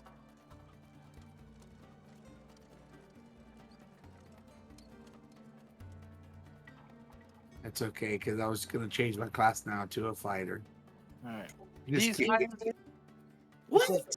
it says these iron shoes can be affixed as normal horseshoes. It says iron, but he says they're platinum. Yeah, and so they I allow- guess they're like holy, emblems or something of representation of the Yeah. order or something. And it says they allow the horse to travel without actually touching the ground, so water can be passed over, or no tracks made of any sort on the ground. The horse is able to move at normal speeds and will not tire for as long as 12 hours continuous riding per day when wearing these magical horseshoes. And more importantly, it's silent. You can move silent. So we're going to have to find a sled for y'all to get on, and I'm going to pull you all around. You just need a dragon lance now, and we'll just all walk behind you and cheer you on. Yeah. Actually, a lance for a paladin would be pretty cool. Hell yeah. I'll bring the poopy pants. Actually, I'm making. I do Viking reenactment, and we're making what they call poofy pants, and they're like really baggy down to the knee, and then they make like what do they call them? They're really tight against the calf. Oh, okay. You can fill those suckers up. Yeah. If I were to LARP, I'd probably be a good ogre. We don't do the LARP. Oh, I did that for Vampire the Masquerade one. That was kind of. I dressed up as a vampire specific Assamite. I don't know if you've heard of them. They're assassins. Clan, yeah. well, I was doing my substitute teaching lessons, so I could send them to my substitute for tomorrow. Yeah.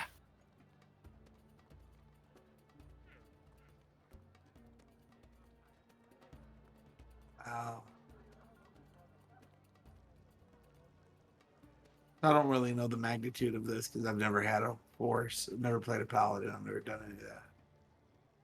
I don't know how beneficial it's going to be for us. They're very beneficial because they can attack as well. I know it's 5 hit die creature, right? It's 5+5 hit die creature. Yeah, I can tell you all about it. I've played many paladins. What I need to The do trouble with it is the higher you go in level, the more pretentious you have to play the paladin, which puts a separation between him and the party because you're charging into everything, headstrong and full of piss and vinegar, and the rest of the party's like, meh, I don't think so. We're not going to I'll survive take this kind of run. I'll take some estrogen pills, that way I don't get so Yeah, just vinegar. remember, you charge the giant first, and we'll be right back here. Exactly. We got your back. Way back. I'm gonna get y'all some coconuts so you can be like, clup, clup, clup, clup, clup, clup, clup. Bring out your dad. I spit in your general direction. No, seriously though, I don't know what to do. I think I might have to make a new character because I don't think I can travel no more. We're doing it, right? Just run around. Whatever. No, you need it now. You need to make a stronghold and get followers. I was trying to get henchmen to like a squire at least or something. Yeah. Well, I mean, as you move up in level, you can. I don't know what level of Do paladin. we still have Bull, Larry, and Curly around? No, I think he. No, he those were with released- Arthur. Yeah. Oh. Well, you know what I'm gonna do? I was gonna recreate this one, and I was gonna put a horse as a familiar, and try to make the horse look exactly like that. because the app lets you put a horse in there now.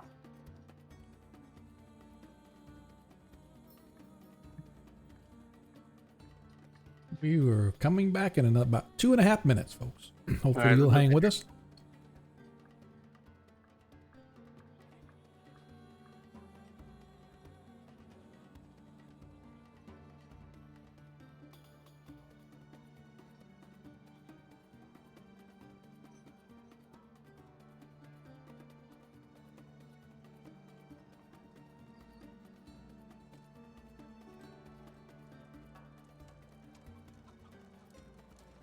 A nice little adventure. I think it went well. You guys did good.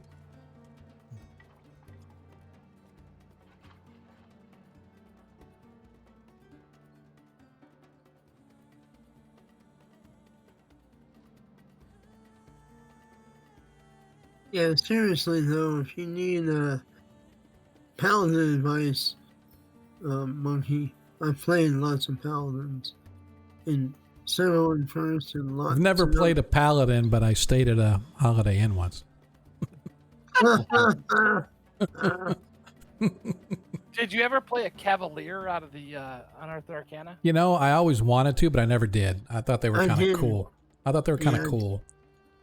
Played one or two in first and second edition, and I tried a 3.0 or 3.5 version once, but I really preferred Paladin over Cavalier.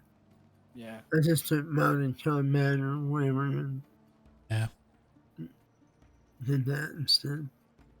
When they came out with Anti-Paladin, I wanted to play one of those. Well, they had one originally in first edition, but it was only an NPC villain. Exactly. And it's a great NPC villain. But yeah, I'm playing an anti-paladin too at one time in an evil campaign. I wanted to get the big waxy mustache and have it have its own attacks. He twitches his lip and his mustache whips out and smacks you in the face. Yeah. Monkey and being jealous of my 5e paladin. She's a tier 4 with a Holy Avenger. I played her in 3 seasons of Adventure League. So she's got all kinds of stuff.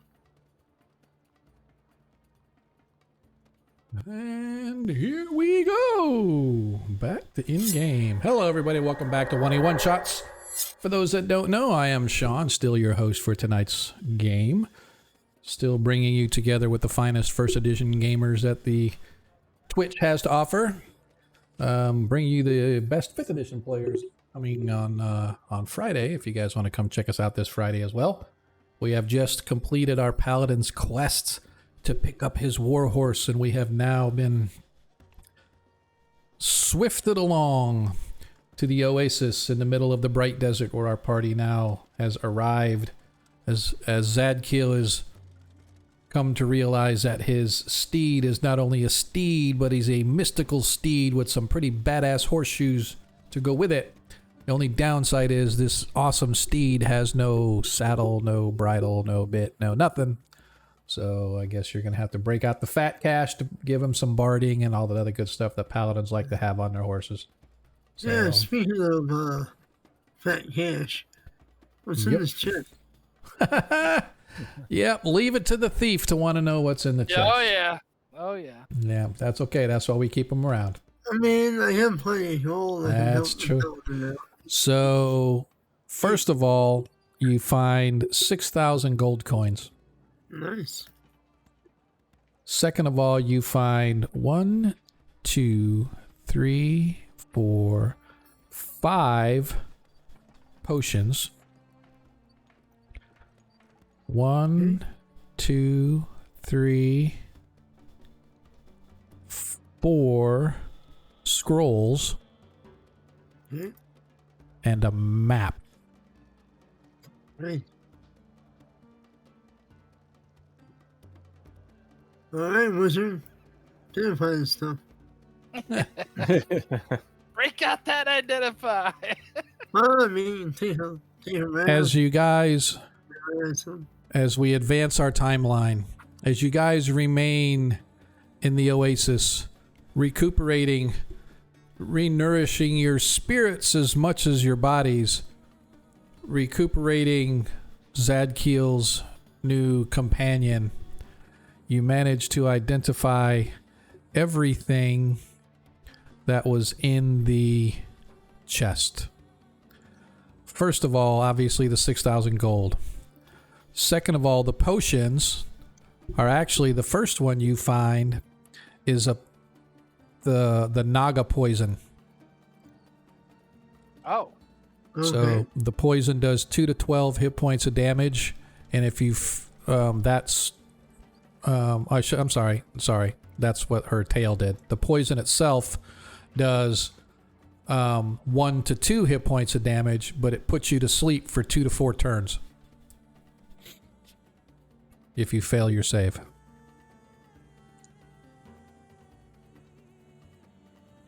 All right. The second is a potion of frost giant strength. Nice. The next potion is a potion of water breathing.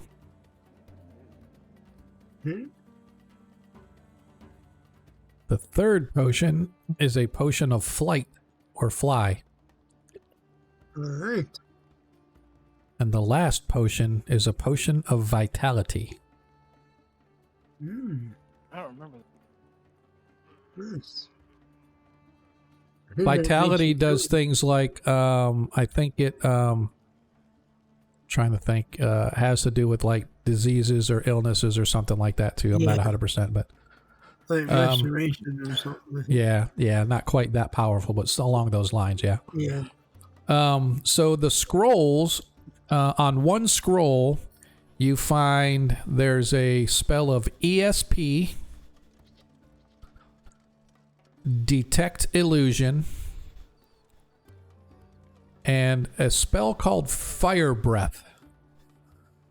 It works exactly like Burning Hands, except it's a verbal component only. It requires no somatic or material components. Mm-hmm.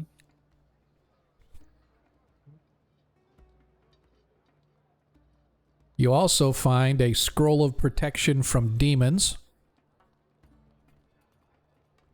a scroll of protection from wraiths, and a clerical scroll that contains 1, 2, 3, 4, 5, 6, 7 spells. The spells are Cure Blindness, Messenger, Locate Object,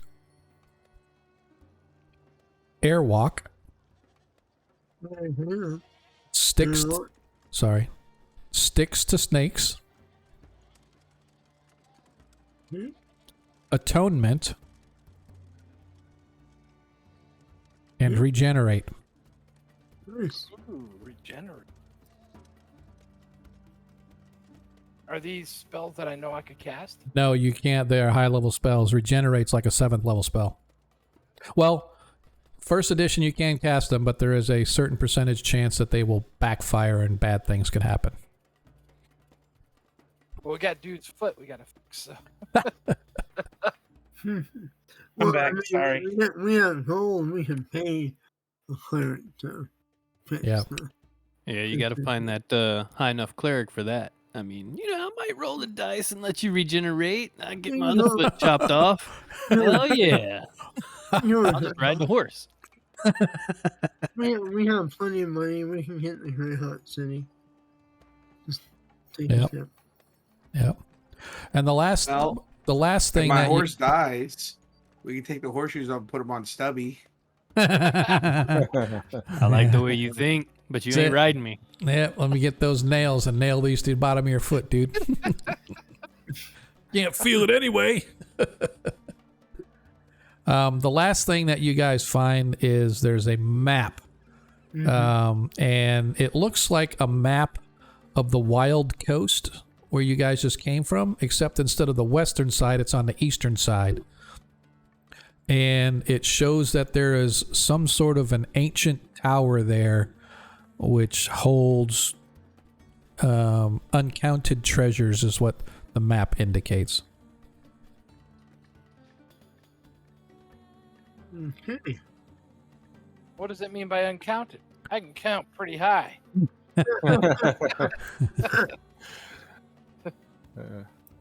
So, but that is what you find treasure-wise.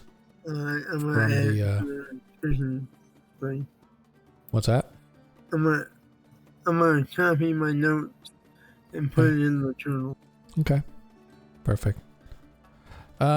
Before we forget, let me go back to my DM's version of the map and go down. Oh, I don't have to do that. Let me go here.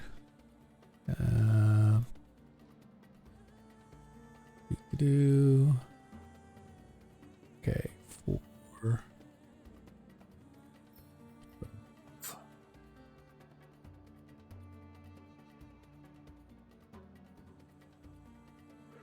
Alright, so I gotta do a calculation here. So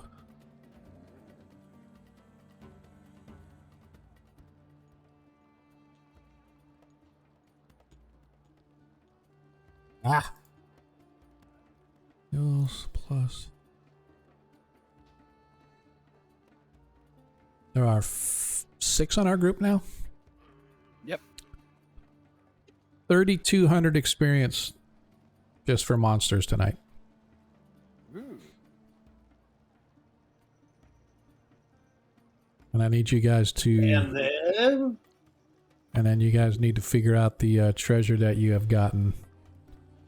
The amount of treasure you've picked up since I have the going through this. Yeah, through these 3 sessions. Yeah. So just break that all down and we'll figure out how much experience I want to give you. Yep. For all the treasure and stuff too. So. Cool. Cool. I'll let Declan do the treasure. Okay. I put it all in there and he sorted it last time. So I'll let him do it this time if you want. Okay. This will be easy because the potions, we'll probably just put them in the bag of holding. Yep. Use them as needed. And then the scrolls that were mage, the mage will get. And then the cleric scrolls, I'll hold. Yep. And then we'll just break up the gold even. Cool. Dig it. So everybody can renew all of their hit points, renew all of their spells because it's been over a week. I'm sure you guys have been healing. It is now the 23rd day of good month. Common year 586. Been a while since you guys been traveling. Been a few weeks that you've been in the desert eating sand, dirt, bugs, following the Zadkill's visions, only to find yourselves deep beneath in a necropolis that no one should be in except the dead that walk there. Another question for you. Mm-hmm. That long sword and shield from the crayfish, Yes. where are those? You guys put them in the bag. Yeah. Yep. Mm-mm. They were just plus ones. Plus ones. All right. Yep. I'm gonna edit the sheet here. Journal. So DM, I'm gonna help them with their oasis here and growing things, and every day I'll just help. I can beef something up with a plant growth or whatever. Okay. Also, I had a question about there was a broken red leaded piece of glass shard that was wrapped and put into the bag of holding. Yep. Anything about that? It's a piece of leaded colored glass that's old. What I thought. It's old. Okay. But it's kind of like stumbling into a 1,000-year-old church, finding something, from that era. A token. So we're saying it's a antique, but it's Yeah. what do they call it? What do they call it in the Catholic Church with the Oh, the stained glass? an artifact? Yeah, Yeah, an artifact. Yeah. Yeah. That's what it is. Another question. Mhm. That ancient iron dagger that I stumbled across Mhm. with a ruined pommel, is it non-magical? It is non-magical, but Okay. again, it is just an ancient totem from a bygone era. Okay. It's not cold iron by any chance, is it? Maybe you're not sure. You're not sure how it was manufactured, but it is iron. Okay. What was See about getting that pommel replaced. Yeah. what was the name of the region we were, or not the region, called the gods that were in charge of this area? Oh no! So the nation of Sulm, Sulm.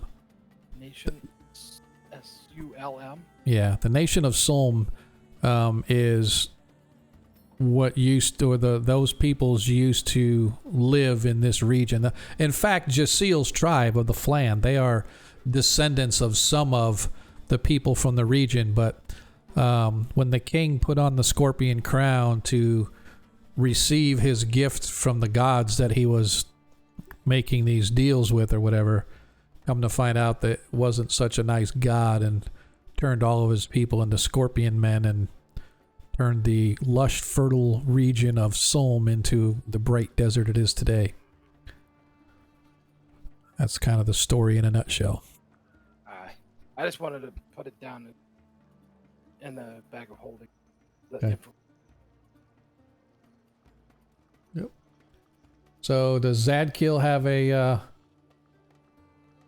have a name that he may be, or is he just gonna think of it for a while? I'm gonna think of it for a while. Yeah. Its name is Horse.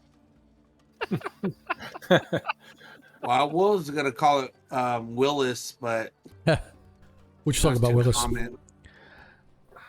Oh, by the way, I didn't see it until just now, but in our announcements page, the Forge service team says we're aware of issues impacting our servers that result in unreliable or even no access to your Forge games. We're looking into this matter. Thanks, guys. I'm glad that we have patient people that watch us. So, that being said, we're going to end up closing out a little bit early tonight, folks, if that's okay with you. That's perfectly fine. Buddy. Yeah, because Donkey. I really don't want to get too much into... Name him Donkey. I like it. His name is Donkey. He is my noble steed, Donkey. So that being said, unless there is any other pressing business from this... Stop putting text all over my maps, fellas. That's not me. I know. Doesn't matter. I'm just playing with y'all. Unless there is anything pressing that anybody needs for rounding up this particular adventure, I should like to move you guys. Let's put it this way. What do you guys want to do over the next month? What is the plans for the characters to do over the next month? I would say head towards that map's indication. You want to do? Uncounted treasure. You want I to do got you that? down. You guys want to do that? We're not leveling yet, right? Probably not. Okay. I don't know. Somebody may have enough to level, but I don't necessarily think so. I have to check mine. I'm $5,000 away. How much? $5,000. Yeah, You you're might getting get there. that with the Yeah. treasure. Might level, yeah. Getting there pretty close. Yeah, So I'm $5,000. I haven't taken any. I don't know. I wasn't here. I just got here when you asked that question. So yeah. I will be 8th. Oh, no, I can't read. I will not be... I will be 9th for like another 11,000. Yeah. Okay. I need like 100,000. Good luck. Yeah, good luck. So, you guys, I know if you have, let me ask you this. If you have enough gold after selling everything off, are you guys going to go hire a healer to heal Barris's foot? Yes. Okay. Because that would require a trip to the Free City of Greyhawk, because that's probably where you're going to find somebody. Well, it was either that or go to Vegas. But Yeah, okay. That's cool. We could do the Vegas thing too. We'll get him a showgirl, and he'll forget all about his. There you Right. go. Yeah, I mean, just give me one of those horseshoes and we'll call it even. I like it. All right. So, players, we will deal with going to the Free City on another adventure. But we will say that if you get enough gold, and I don't know exactly how much it's going to cost, I got to look it up. If you get enough gold for a restoration type spell on Barris, or pay a high enough level cleric to cast the regenerate spell that you guys have on the scroll, your decision. We'll just have to figure out how much it costs to do either or. We will assume before the next adventure that Barris's foot will be healed and he will be back to full strength with his dexterity and all the other good stuff. Acceptable?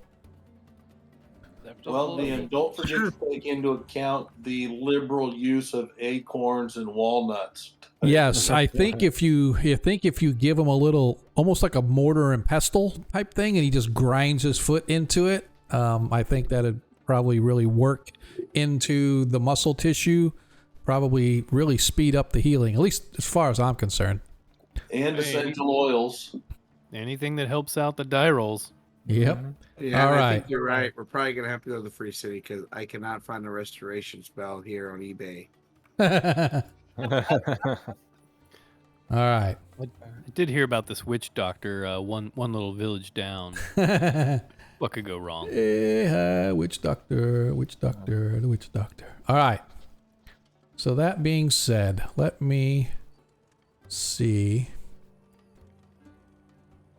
Let me begin. So this is going to be where we're ending tonight. So your party, having completed everything that it wanted to do over the past month, now putting you all in the good month part of the year, getting close to late summer, early fall type of weather.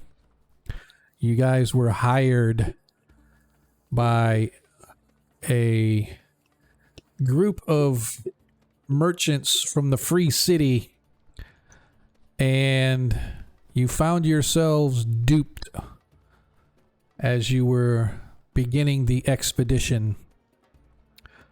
And because of this, you guys were assaulted and raided by pirates. Now, if that wasn't bad enough, some of those pirates apparently worked for the slave lords. And during various encounters to the south near the jungles, the ship that you were on was set fire to, and you were forced to abandon ship. Many of the crew that you set sail with a month ago had perished while at sea. Fortunately, all of you have managed to make it ashore. However, you have been chased for the past day to day and a half into the jungle. You find yourselves lost. You know you should have never left the safety of the shores. However, you guys had to try to get away from those who were following you, and you struck out into the deep jungle. Your pursuers always right on your trail. It seemed like the only way to get away. Stumbling onward through the fens, your party has made for higher ground. As you cross a ridge, the sun begins to sink below the horizon and night begins to settle in. Breathless, you drop to the ground and try to catch your wind. Try to get some much needed and much welcomed rest.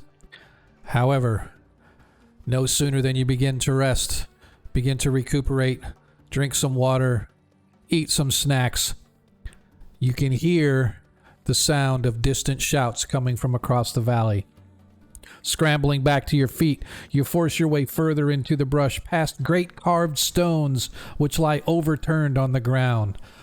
Celine, in full regalia, raises up. Celine, by the way, is the big moon. Celine, a full moon, rises, sending moonbeams and ghostly shadows to flicker through the branches. Ahead in the woods, a light glows and almost seems to beckon you, perhaps a shelter for the night. Thorns tear and impede your progress. The source of illumination is reached at last. Before you is a clearing. There's an ancient ruin. Oops, hang on just a second. I almost forgot. The key thing. Okay, let me put that up there. Okay. Before you is a clearing. You see an ancient ruin, a worn and overgrown pyramid filling the courtyard, shining in the moonlight, seemingly almost brighter than the moon itself. A refuge? Perhaps. Tomorrow with daylight you might be able to explore, but tonight you have got to have rest. The sun, I should say, at last you guys are able to rest for the night. The sun has arisen, and after hasty counsel and preparation, you gather up your equipment and start toward the pyramid temple structure. You tread carefully across cracked and overgrown flagstones, stepping over fallen and shattered pillars, pushing aside vines and briars. As you approach the temple, the sound of crashing through the underbrush comes from far behind you. Turning around, you can spot glimpses of men moving through the woods toward the clearing in your direction. You rush forward to examine to see if there's any way that you might escape these men. Oh, it's not going to load for me, is it? You bitch. Of course it's not going to load for me. You fracking bitch. Oh, what the heck, man? I wonder if it's I don't think I deleted this one. There it goes. And I am going to put everybody on the map. Let us go. Dun, dun, dun. And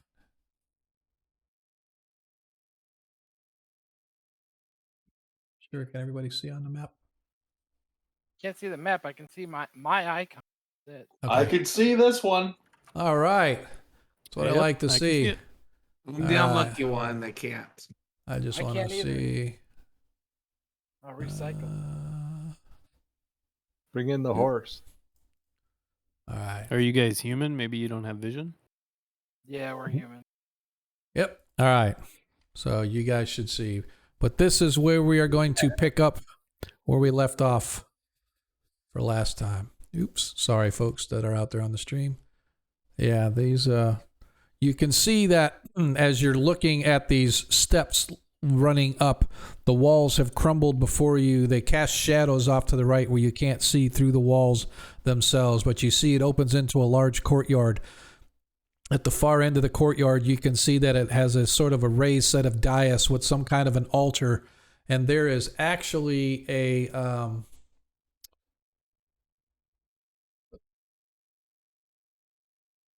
heck? Oh, wrong one. I was looking on the wrong person's. I want to do. You guys see this sitting on the back wall. So you can see there's an altar in front, and the far wall has this big, huge bat god structure. So it's an idol of some kind, right? So you can see that the that's that bat-like idol creature is what is all the way back here on the back side of the wall. So Bats. Why did it have to be that? Yeah. that, gents, is where we are going to leave our hang Hang on a sec. I want to get some good music in here. So that is where we're going to leave our session for this week. A few minutes early. Normally, for those that follow, know that we finish up around 11:30 or so. But tonight we stopped a little bit earlier, just because I don't obviously want to get into the adventure right away. But we will be able to pick this up next week as you guys are running for your lives, trying to get away from the slavers or the pirates or whoever it is that's on your tail. And so we will pick that up next week. I definitely appreciate everybody that has stayed with us all night. Players, I definitely appreciate your patience in the long combat for one, and then the snafus, the little snafus that we had. Yeah, donkey, get out of my swamp. Exactly. I love it, Corvus. That's awesome. But yeah, we will pick this up next Monday. For now, we're going to go into our after party, which is just a little hangout for those that want to hang out with us for a few minutes. I know most of our players usually have to bail because we are old and we need our rest. But for those that want to hang out, we'll be here till probably, I don't know, another 10, 15 minutes or so, and then we'll find somebody to try to raid into. I really do appreciate everybody that hung out with us tonight. I can't thank you enough for the love that you guys shown, whether it was dropping the subscriptions or whether it was a couple of cheers that we had out there. The donations of the Nat 1s and the Nat 20s was definitely helpful in getting tonight's game along the way. So we definitely appreciate all that, especially when I get the Nat 20s.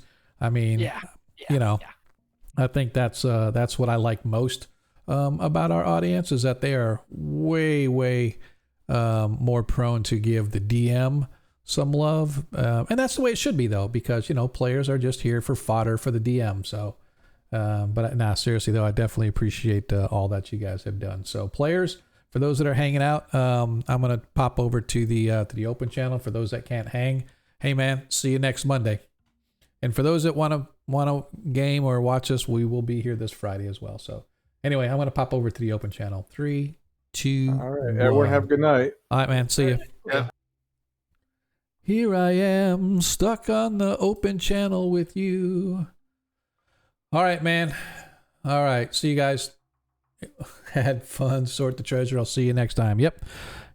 We get that treasure sorted out. Get everybody's experience sorted out. Get Barris's foot sorted out. So we'll stop whining about that.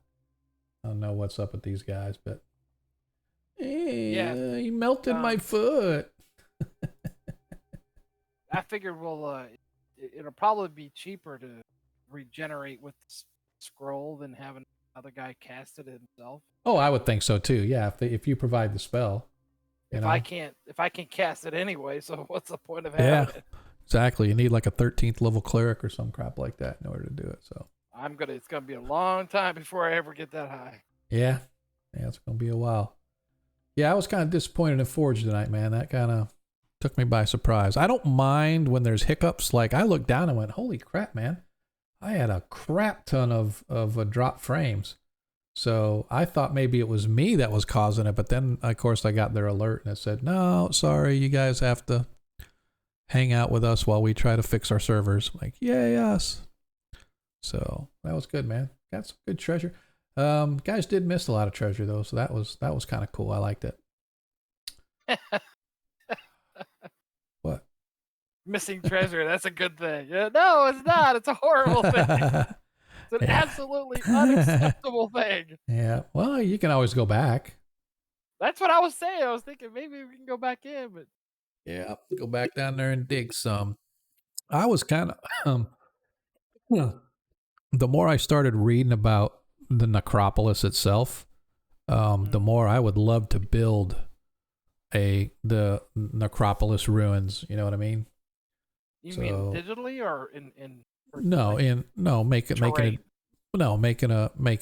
make maps for it, do write-ups for it, do an adventure, right? Or you don't necessarily doesn't necessarily have to be an adventure, but I mean, the necropolis is actually run by a lich. There's a lich that's down there, and so you know what it could be like. You know, I just put a small little piece of a necropolis down there that I thought was kind of cool based on the maps, you know, and sort of a one-shot kind of adventure for you guys.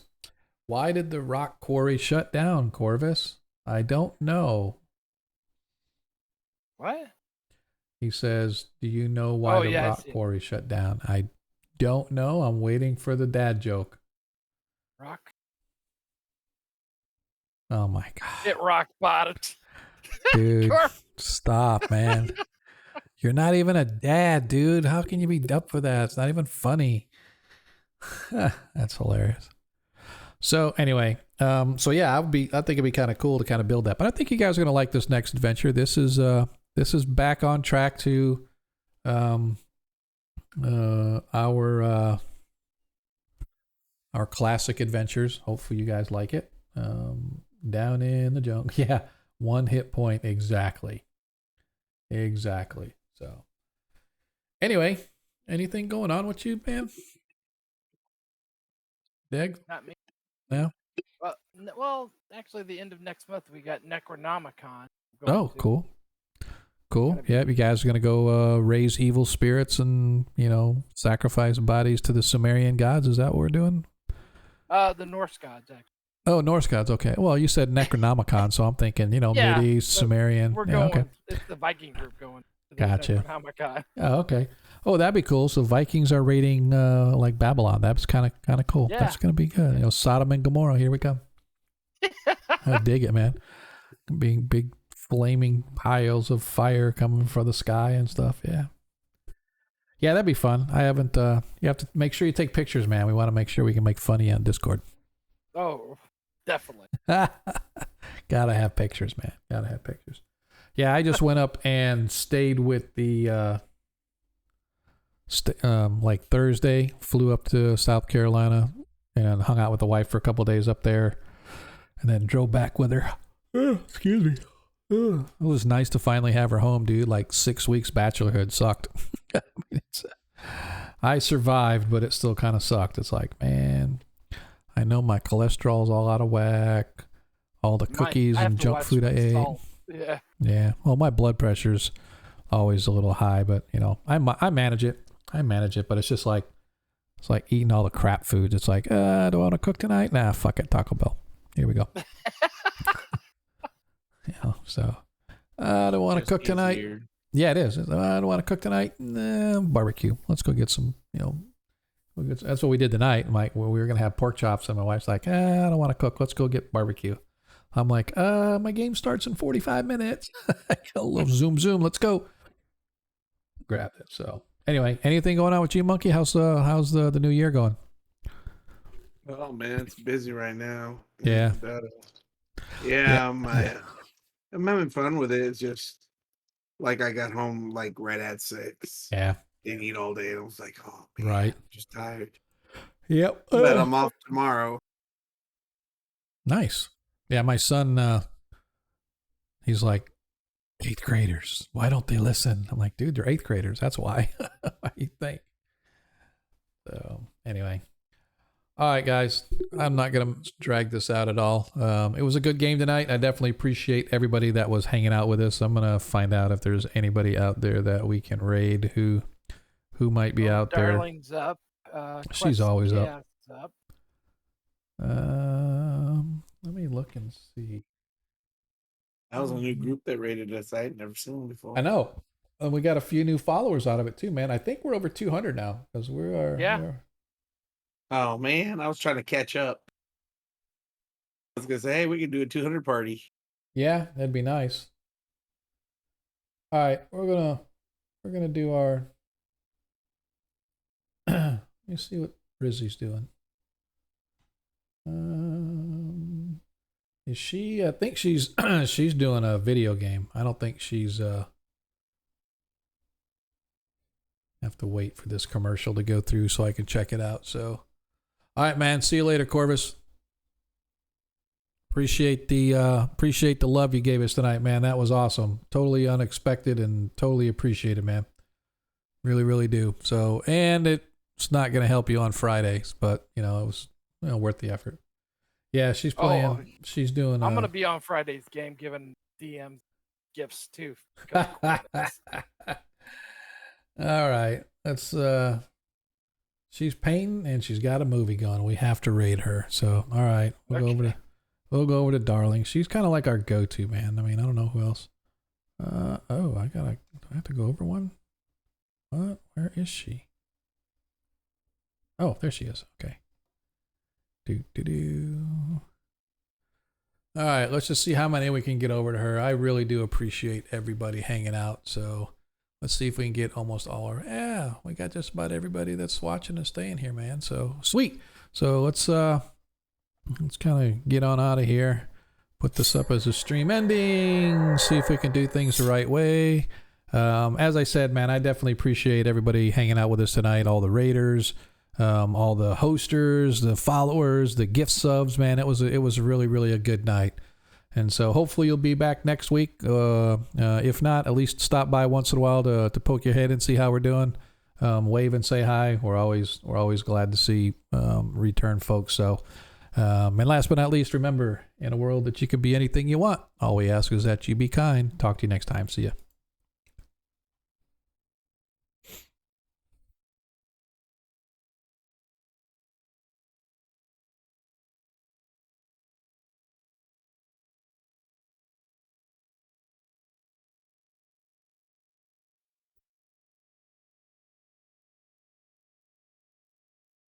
Oh. Darling, would you like your tea now? Later, my dear. Welcome in. Can I get a shout out for Agora Quest? Say something legal for me, dear. Non compos mentis. How was the rest of your game? Did you guys have a good time? My dear, did you know that armed robbery was illegal? I'm glad. But doesn't that make for unemployment? Well, no law is perfect. That's true. Speaking of law, I wonder whatever happened to old Judge Saunders. I can find out if you promise not to tell Mama. I promise. Thing? You can bring it out of hiding now. You're a sly one. Keeping the temptation from Ooh, you got your Pally horse? That's exciting. See him now. And he's still a judge. It was a tough battle tonight. Howdy fair. I feel like last week you guys had like a pretty rowdy battle. John's just letting you guys have it over there, isn't he? Horseshoes that can walk on water. What? This witchcraft.